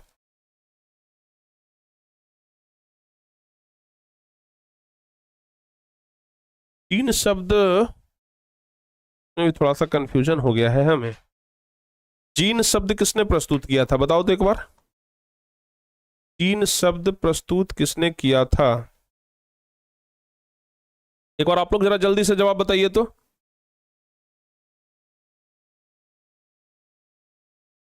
जॉनसन ही होगा, हैं? जॉनसन होगा कि ये, इसका ओरिजिनल नाम है जोहान सेन। हाँ, जोहान सेन है बाबू, टाइपिंग मिस्टेक है, जोहान सेन। क्या नाम होगा? जोहान सेन, याद रखिएगा। क्या नाम होगा? जोहान सेन। आगे बढ़ते हैं। 135 नंबर प्रश्न कह रहा है, मेंडल ने अपने प्रयोग के लिए किस पौधे को चुना था? बताओ बाबू, मेंडल ने अपने प्रयोग के लिए किस पौधे को चुना था? तो मेंडल ने अपने प्रयोग के लिए मटर के पौधे को चुना था, याद होगा। अगला नंबर क्वेश्चन बताइए, हरे पौधे कहलाते हैं, हरा पौधा उत्पादक कहलाता है। हरे पौधे क्या कहलाते हैं? उत्पादक। हरे पौधे उत्पादक कहलाते हैं। अगला नंबर प्रश्न बता दीजिए, वैसे जीव जो पौधे एवं जंतु दोनों का भक्षण करते हैं क्या कहलाते हैं? यानी कि जो पौधा को भी खाता है और जीव जंतु को भी खाता है तो उसे कहते हैं सर्वभक्षी। क्या कहते हैं? सर्व। सर्व मतलब सब कुछ, और भक्षी मतलब खा जाना, यानी कि जो सब कुछ खा जाए उसको सर्वभक्षी कहते हैं। अगला नंबर प्रश्न कह रहा है, ओजोन परत पाया जाता है, किसमें पाया जाता है बाबू? ओजोन परत किसमें पाया जाता है? तो ओजोन परत वायुमंडल के ऊपरी सतह में। ओजोन परत, अच्छा बताइए, आप लोग बताइए तो, ऊपरी सतह की, निचली सतह की, मध्य सतह, किस में होता है? आप लोग बताइए। ऊपरी सतह में, बिल्कुल सही जवाब है, बी नंबर ऑप्शन सही जवाब आप लोग बता रहे हैं। चलिए अगला नंबर प्रश्न बताइए, गंगा नदी की लंबाई। गंगा नदी की लंबाई बताओ बाबू। गंगा नदी की लंबाई कितनी है? गंगा लगभग 2500 किलोमीटर। बी ऑप्शन सही हो जाएगा। अगला नंबर प्रश्न बताइए, चिपको आंदोलन के अग्रणी नेता कौन थे? सुंदरलाल बहुगुणा, बिल्कुल सही जवाब। ये सब तो क्वेश्चन मतलब ऐसा क्वेश्चन है ना कि तुरंत आप लोग बना सकते हैं, चुटकियों में हल कर सकते हैं, ठीक है ना। चिपको आंदोलन के नेता कौन थे? सुंदरलाल बहुगुणा। अगला, अच्छा, चिपको आंदोलन कहां में शुरू हुआ था आप लोग बताइए तो? उत्तराखंड के टिहरी गढ़वाल में, याद रखिएगा। अब तो अगला क्वेश्चन आ गया, तो बताइए स्वच्छ जल का पीएच मान कितना होता है? अगर जल एकदम शुद्ध है तो उसका पीएच मान 7 होगा। स्वच्छ जल का पीएच मान 7 होता है, याद रखना बाबू। आगे बताइए, पर्यावरण दिवस किस दिन मनाया जाता है? पर्यावरण दिवस 5 जून को मनाया जाता है, याद रखिएगा। पर्यावरण दिवस किस दिन मनाया जाता है? 5 जून को पर्यावरण दिवस मनाया जाता है। कब बाबू? 5 जून। क्लियर है ना? 5 जून, याद रखिएगा। चलिए आगे बढ़ते हैं। अगला नंबर प्रश्न कह रहा है कि आधुनिक सभ्य समाज कार्यकुशलता के लिए किसे आवश्यक मानता है? आधुनिक सभ्य समाज कार्यकुशलता के लिए किसे आवश्यक मानता है? तो अच्छा, अब हम लोग हिंदी में आ गए हैं, याद रखिएगा। अब हम लोग हिंदी में आ गए हैं। आधुनिक सभ्य समाज कार्यकुशलता के लिए श्रम विभाजन को आवश्यक मानता है। चलिए आगे बढ़ते हैं। श्रम विभाजन और जाति प्रथा क्या है? श्रम विभाजन और जाति प्रथा बाबू बताइए क्या है? जल्दी से जवाब बताइए। भीमराव अंबेडकर के द्वारा लिखा गया जो हिंदी का सबसे पहला नंबर चैप्टर है, श्रम विभाजन और जाति प्रथा, एक प्रकार का निबंध है। अगला नंबर क्वेश्चन कह रहा है, नलिन बिलोचन शर्मा के कहानियों में किसके तत्व समग्रता से उभर करके आते हैं? तो नलिन बिलोचन शर्मा जो कि 20 के दांत कहानी को लिखे हैं, इनके कहानियों में मनोवैज्ञानिकता के तत्व उभर करके आते हैं। अगला नंबर क्वेश्चन, खोखा का क्या नाम है बाबू? खोखा का नाम, खोखा का ओरिजिनल नाम कांसू है। सी ऑप्शन सही होगा। हिंदी का तो एकदम सवाल आसानी से बना लेते हैं आप लोग, ठीक है ना। खोखा का ओरिजिनल नाम कांसू है। आगे बढ़ते हैं। मैक्स मुलर को वेदांतियों का वेदांती किसने कहा था? तो जवाब होगा स्वामी विवेकानंद ने मैक्स मुलर को वेदांतियों का वेदांती कहा था। अगला नंबर क्वेश्चन कह रहा है कि दारिस नामक सोने के सिक्कों से भरा हुआ घड़ा किसे मिला था? दारिस नामक सोने के सिक्कों से भरा घड़ा किसे मिला था? तो दारिस नामक सोने के सिक्कों से भरा हुआ घड़ा वारेन हेस्टिंग को मिला था। किसको बाबू? वारेन हेस्टिंग को मिला था। क्लियर? चलिए आगे बढ़ते हैं। द्विवेदी जी ने निर्लज अपराधी किसे कहा है? द्विवेदी जी यानी कि हजारी प्रसाद द्विवेदी ने, हजारी प्रसाद द्विवेदी ने निर्लज अपराधी किसे कहा है? तो हजारी प्रसाद द्विवेदी ने निर्लज अपराधी किसे कहा है? हजारी प्रसाद द्विवेदी ने निर्लज अपराधी कहा है नाखून को। बउआ 149 का ए नंबर ऑप्शन सही होगा, ठीक है ना। अगला नंबर क्वेश्चन का जवाब बताइए फटाफट से। अगला नंबर क्वेश्चन,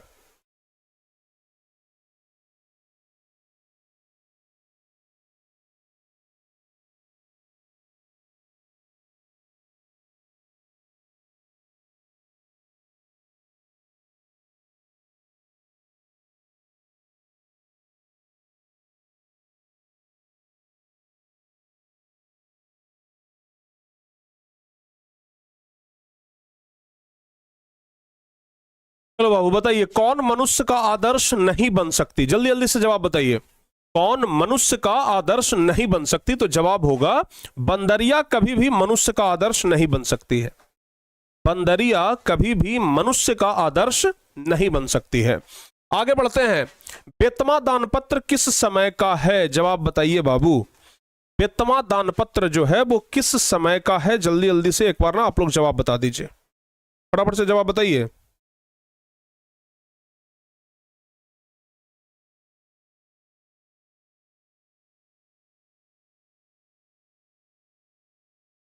बेतमा दानपत्र 1020 ईस्वी का है, बिल्कुल सही जवाब है। बेतमा दानपत्र कब का है बाबू? 1020 ईस्वी का है बेतमा दानपत्र, ध्यान रखिएगा, ठीक है ना। आगे बढ़ते हैं। अगला नंबर क्वेश्चन बताइए। 9 2 11 होना, मुहावरे का अर्थ बता दीजिए क्या होगा? 9 2 11 होना मुहावरे का अर्थ क्या होगा? जल्दी से जवाब बताइए फटाफट से। 9 2 11 होना मुहावरे का अर्थ बताइए।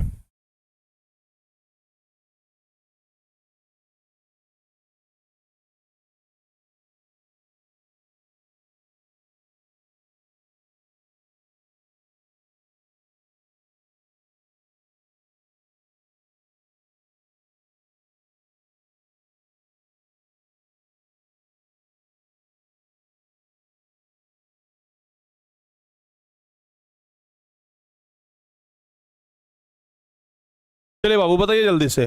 कह रहा है कि 9 2 11 होना, मुहावरे का अर्थ बताइए क्या होता है? भाग जाना। एकदम सही जवाब, बी नंबर ऑप्शन सही होगा।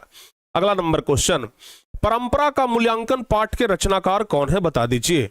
अच्छा बाबू, आप लोग ऐसा करेंगे एक दिन ना, हमको लग रहा है कि हमारा बर्नवाल सर का और दीपक सर का तीनों का एकदम संगम क्लास होना चाहिए कि नहीं होना चाहिए, आप लोग बताइए। हमारा प्रिंस सर, एक पोलिंग करवाते हैं, पहले एक पोलिंग करवाते हैं, रुक जाओ पहले ना बाबू, हम एक पोलिंग करवाते हैं, पहले ठहरिए आप लोग, एक पोलिंग करवाते हैं।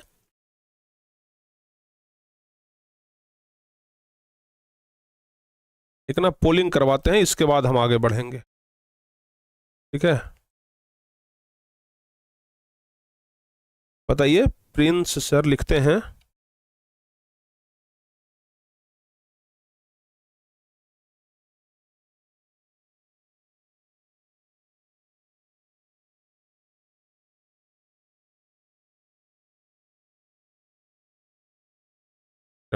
ये प्रिंस सर, बर्नवाल सर और दीपक सर का संगम क्लास होना चाहिए। चलिए देखते हैं कितने बच्चे चाहते हैं कि प्रिंस सर, बर्नवाल सर और दीपक सर का संगम क्लास हो। चलिए देखते हैं कितने बच्चे चाहते हैं कि प्रिंस सर, बर्नवाल सर और दीपक सर का एक संगम क्लास होना चाहिए और हम तीनों मिल करके एक बार लाइव आए, और मैथ का भी 100 क्वेश्चन रहे, या फिर मैथ का 50 क्वेश्चन, हमारा 50 क्वेश्चन और इंग्लिश का 50 क्वेश्चन, ठीक है ना? एकदम संगम क्लास होना चाहिए, जोरदार। तो अगर आप लोग चाहते हैं तो हम छठ के मौके पर लेकर के आ जाएंगे, ठीक है ना? अगर आप लोग चाहते हैं तो हम छठ के मौके पर इस प्रकार का क्लास ले लेंगे, ठीक है ना? अगर आप चाहते हैं तो छठ के मौके पर हो जाएगा। फिलहाल आप लोग जवाब बताइए, परंपरा का मूल्यांकन पाठ के रचनाकार कौन है? 153 नंबर क्वेश्चन का बाबू जवाब बता दीजिए।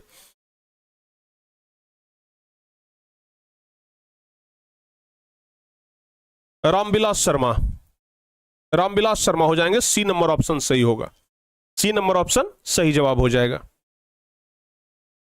आगे बढ़ते हैं, अगला नंबर प्रश्न, वायरन किस भाषा के कवि हैं? Byron, Lord Byron. वायरन नाम से नहीं पता चल रहा है, वायरन अंग्रेजी भाषा के होंगे, तो जवाब होगा अंग्रेजी भाषा, सी नंबर ऑप्शन सही होगा। अगला नंबर बताइए, प्रेमचंद्र और उनका युग किनकी रचना है? बताओ बाबू, प्रेमचंद्र और उनका युग किनकी रचना है? जवाब बता दीजिए फटाफट से। सही है, बता दीजिए जल्दी जल्दी से। प्रेमचंद्र और उनका युग किसकी रचना है? रामविलास शर्मा की ही रचना है, बिल्कुल सही है, डॉक्टर रामविलास शर्मा की ही रचना है। अगला नंबर प्रश्न कह रहा है कि जित जित मैं निरखत हूं किस विद्या की रचना है? जित जित मैं निरखत हूं किस विधा की रचना है? तो बउआ, जित जित मैं निरखत हूं, जित जित मैं निरखत हूं, यह एक साक्षात्कार है जो कि ये इनके द्वारा, पंडित बिरजू महाराज के द्वारा दिया गया है। आगे बढ़ते हैं, बाबूजी की मृत्यु के समय बिरजू महाराज की उम्र क्या थी? यानी कि जिस समय बिरजू महाराज के बाबूजी की मृत्यु हुई थी, उस समय बिरजू महाराज का उम्र क्या था? तो बिरजू महाराज के बाबूजी की मृत्यु के समय मात्र 9.5 साल के थे। अगला नंबर क्वेश्चन बताइए, अविन्यो कहां स्थित है? फ्रांस में। अविन्यो कहां है बाबू? फ्रांस में, ए नंबर ऑप्शन सही होगा। अगला नंबर प्रश्न बताइए, एक पतंग अनंत में किनकी रचना है? एक पतंग अनंत में किनकी रचना है? जवाब बताओ बाबू, एक पतंग अनंत में किनकी रचना है? जितने जल्दी से हो सके आप लोग जवाब बताइए। अशोक वाजपेयी, बिल्कुल सही जवाब है, हाँ अशोक वाजपेयी, जो अभिन्यो लिखे हैं ना उन्हीं का रचना है। आगे बढ़ते हैं, पेड़ पर कमरा ये किनकी रचना है? पेड़ पर कमरा ये किनकी रचना है? जवाब बताइए। मछली चैप्टर कौन लिखे हैं? विनोद कुमार शुक्ल ना, तो पेड़ पर कमरा इन्हीं का लिखा हुआ है, विनोद कुमार शुक्ल। आगे बता दीजिए बाबू, नौबत खाने में इबादत किस विधा में रचित है? नौबत खाने में इबादत किस विद्या में रचित है? नौबत खाने में इबादत निबंध है कि कहानी है कि आलोचना है कि व्यक्ति चित्र है? तो नौबत खाने में इबादत व्यक्ति चित्र है। अच्छा, नौबत खाने में इबादत किस व्यक्ति के ऊपर लिखा गया है? डॉक्टर बोल रहे हैं, उस्ताद बिस्मिल्लाह खां, उस्ताद बिस्मिल्लाह खां के ऊपर लिखा गया है। चलिए 162 नंबर क्वेश्चन, नौकर की कमीज किस विधा की रचना है? नौकर की कमीज किस विधा की रचना है? नौकर की कमीज क्या है बाबू? एक उपन्यास है। नौकर की कमीज क्या है? एक उपन्यास है, ध्यान रखिएगा। अगला नंबर प्रश्न कह रहा है, नौबत खाना का अर्थ बताइए। नौबत खाने का अर्थ बताइए। तो नौबत खाना का मतलब होता है प्रवेश द्वार के ऊपर मंगल ध्वनि बजाने वाला स्थान, उसी को नौबत खाना बोलते हैं। अगला महात्मा गांधी की रचना है। महात्मा गांधी की रचना कौन सा है बाबू? शिक्षा और संस्कृति। बी ऑप्शन सही होगा। महात्मा गांधी की रचना कौन सा है? शिक्षा और संस्कृति। ध्यान रखिएगा, बी नंबर ऑप्शन सही जवाब हो जाएगा। हाँ, एकदम सही है। चलिए आगे बढ़ते हैं। अगला नंबर क्वेश्चन कह रहा है कि गांधी जी ने किस पत्रिका का संपादन किया? गांधी जी किस पत्रिका का संपादन किए थे? तो गांधी जी किए थे हरिजन नामक पत्रिका का संपादन। गांधी जी हरिजन नामक पत्रिका का संपादन किए थे। अगला नंबर बताइए, सुजान रसखान के रचनाकार कौन है? सुजान रसखान के रचनाकार कौन है? 166 नंबर question. Sujan Raskhan, total question लिए हैं, चाहे काव्य खंड हो, गद्य खंड हो, सब जगह से हम क्वेश्चन लिए हैं बाबू, ठीक है ना। तो सुजान रसखान, नाम सही नहीं पता लग रहा है, रसखान, तो जवाब हो जाएगा रसखान, बी ऑप्शन सही है। अगला नंबर प्रश्न कह रहा है तड़ाग शब्द का शब्दार्थ क्या होता है? तड़ाग मतलब होता है तालाब, सी नंबर ऑप्शन सही होगा। अगला नंबर प्रश्न बताइए, घनानंद किसके द्वारा मारे गए? बताओ बाबू, घनानंद किसके द्वारा मारे गए थे? बताइए, घनानंद किसके द्वारा मारे गए थे? नादिर शाह के सैनिकों के द्वारा ना, जवाब होगा D number option, Nadir Shah के सैनिकों के द्वारा घनानंद मारे गए थे। अगला नंबर क्वेश्चन बताइए, पंत जी किस युग के कवि हैं? सुमित्रानंदन पंत। तो सुमित्रानंदन पंत जो है वो छायावाद के कवि हैं। सुमित्रानंदन पंत के बारे में ध्यान रखिएगा, छायावाद के कवि हैं। अगला नंबर बाबू, अगला नंबर बताइए, कह रहा युगवाणी किनकी रचना है? युगवाणी किनकी रचना है? जवाब बताओ। युगवाणी सुमित्रानंदन पंत की ही रचना है, बिल्कुल सही है सर, सुमित्रानंदन पंत की ही रचना है युगवाणी। अगला नंबर बताइए, जनतंत्र का जन्म कविता के कवि कौन है?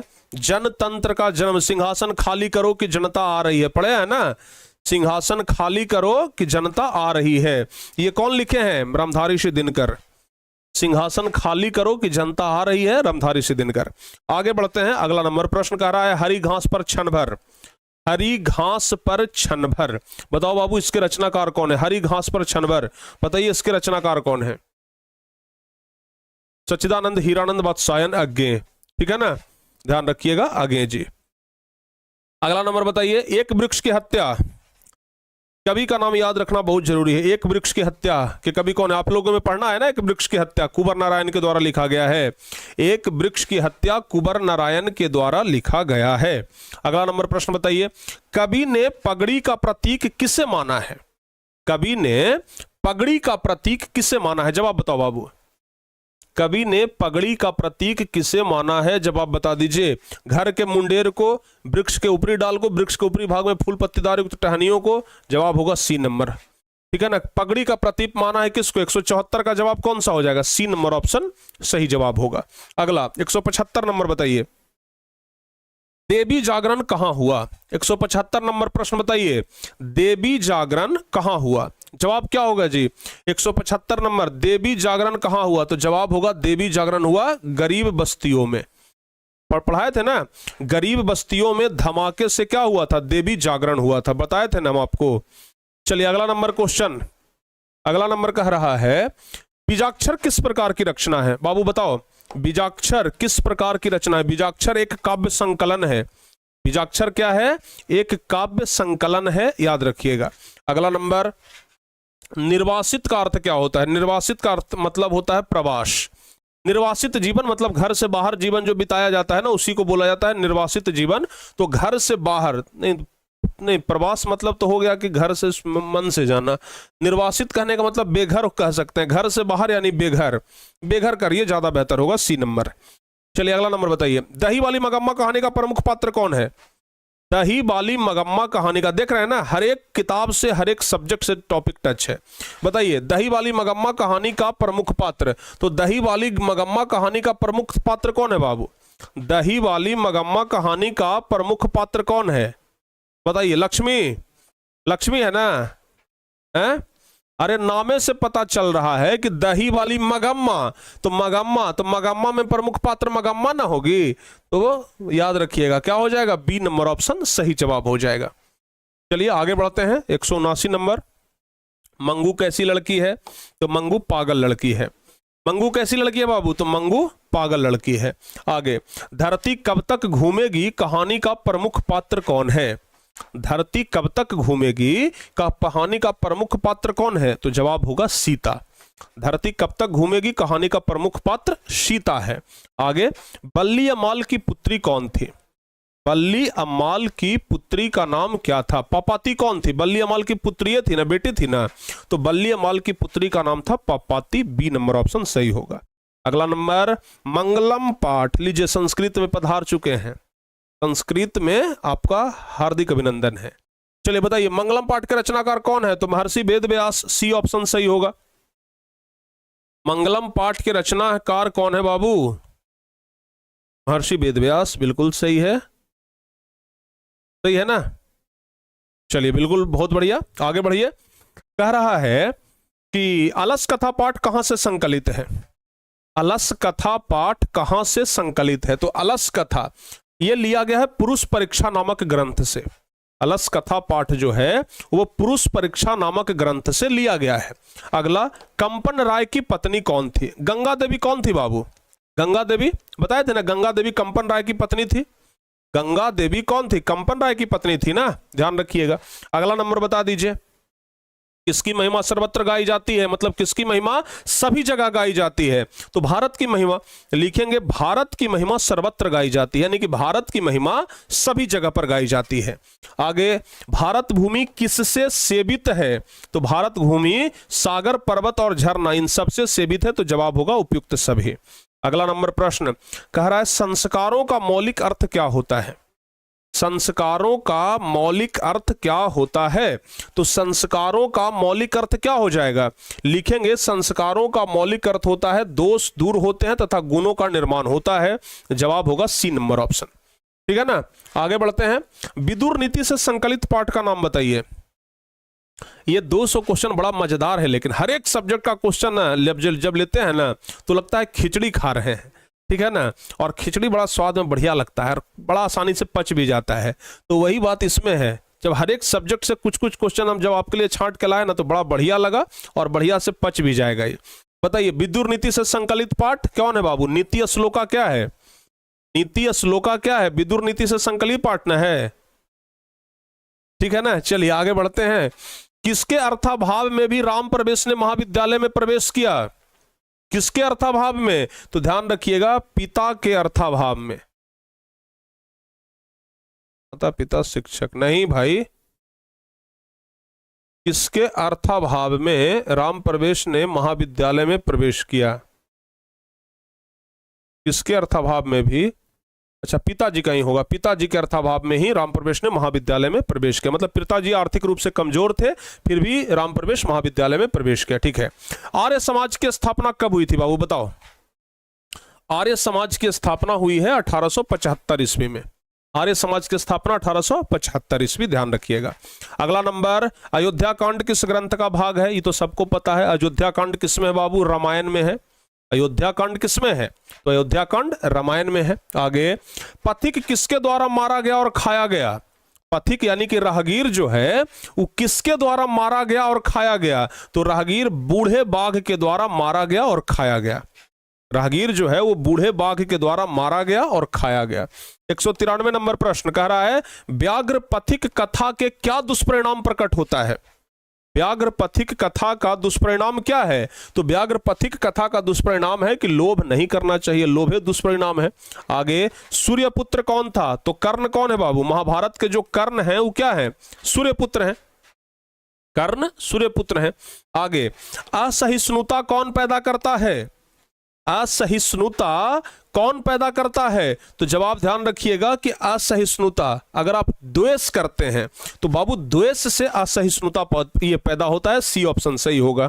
अगला नंबर, शास्त्रकारा पाठ किस शैली में है? तो शास्त्रकारा पाठ जो है वो प्रश्नोत्तर शैली में है। शास्त्रकारा पाठ प्रश्नोत्तर शैली में है, ध्यान रखिएगा। अगला 197 नंबर प्रश्न है, शिक्षा संबंधी कितने संस्कार हैं?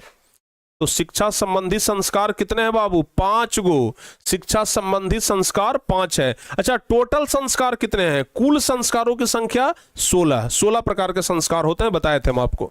आगे बढ़ते हैं। 198 नंबर प्रश्न कह रहा है, वेद की पढ़ाई शुरू करना किस संस्कार के अंतर्गत आता है? वेद की पढ़ाई शुरू करना किस संस्कार के अंतर्गत आता है? तो वेद की पढ़ाई शुरू करना आता है शिक्षा संस्कार के अंतर्गत।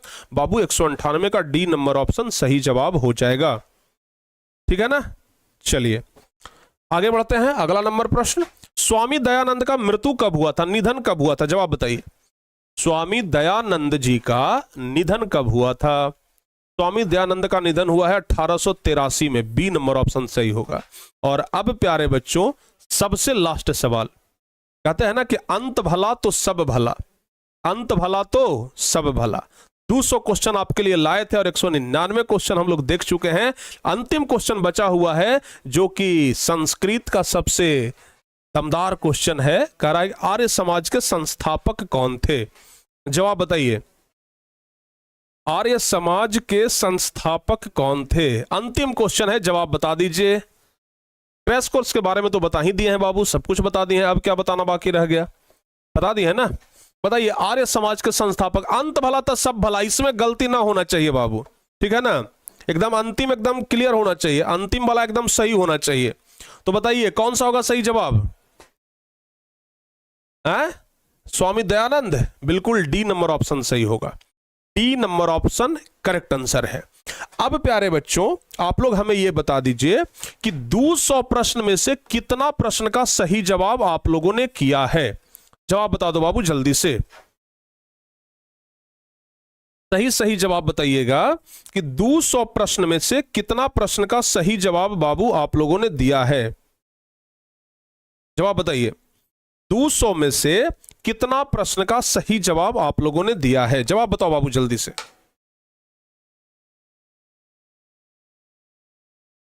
दो सौ में से कितना? 20 वो गलती हो गया।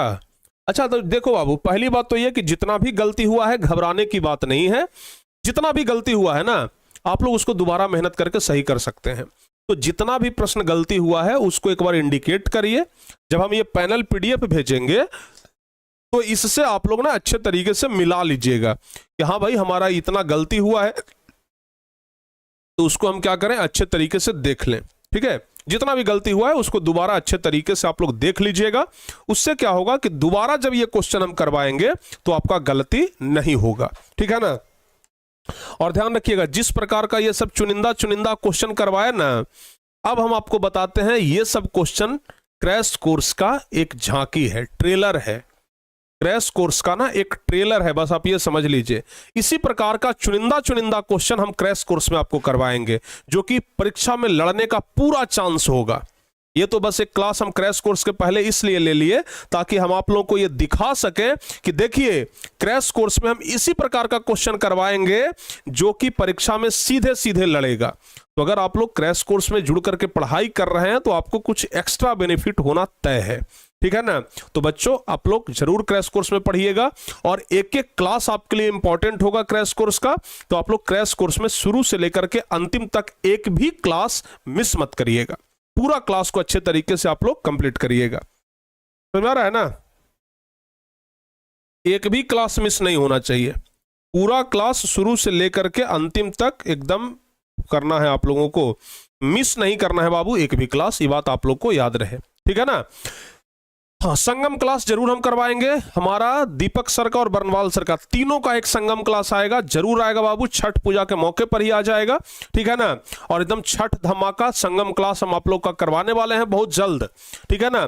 50-50 क्वेश्चन तीनों सर लेकर के आएंगे और जबरदस्त तरीके से तहलका मचाएंगे। फिलहाल आज का क्लास यहीं पर हम समाप्त करते हैं और बहुत जल्द बाबू क्रैश कोर्स का नोटिफिकेशन आपको मिलेगा। अगर कल हम क्रैश कोर्स का इंट्रोडक्शन क्लास लेंगे तो बता देंगे, लेकिन उम्मीद है कि कल नहीं लेंगे, परसों ले लेंगे। ठीक है ना। परसों हम क्रैश कोर्स का पहला इंट्रोडक्शन क्लास ले लेंगे और बाकी क्लास जो हम स्टार्ट करेंगे वो छठ पूजा के बाद ही से करेंगे, क्योंकि एक दिन बीच में पढ़ाएंगे और फिर छुट्टी दे देंगे तो उससे अच्छा नहीं ना है। उससे अच्छा है कि हम आराम से छठ पूजा के बाद अच्छे तरीके से स्टार्ट करें। यानी 8 तारीख को छठ पूजा खत्म हो रहा है, 9 तारीख से हम आपका क्रैश कोर्स स्टार्ट करेंगे, लेकिन इंट्रोडक्शन क्लास हम पहले ही ले लेंगे, ठीक है ना। इंट्रोडक्शन क्लास हम पहले ही ले लेंगे। तो बाबू मिलते हैं हम आप लोगों से अगली क्लास में। आज का ये क्लास करके हमें भी बहुत अच्छा लगा है, तो आप सभी लोगों को दिल की गहराइयों से बहुत बहुत धन्यवाद, दिल की गहराइयों से बहुत बहुत धन्यवाद। मिलते हैं प्यारे बच्चों अगली क्लास में, तब तक के लिए जय हिंद, धन्यवाद।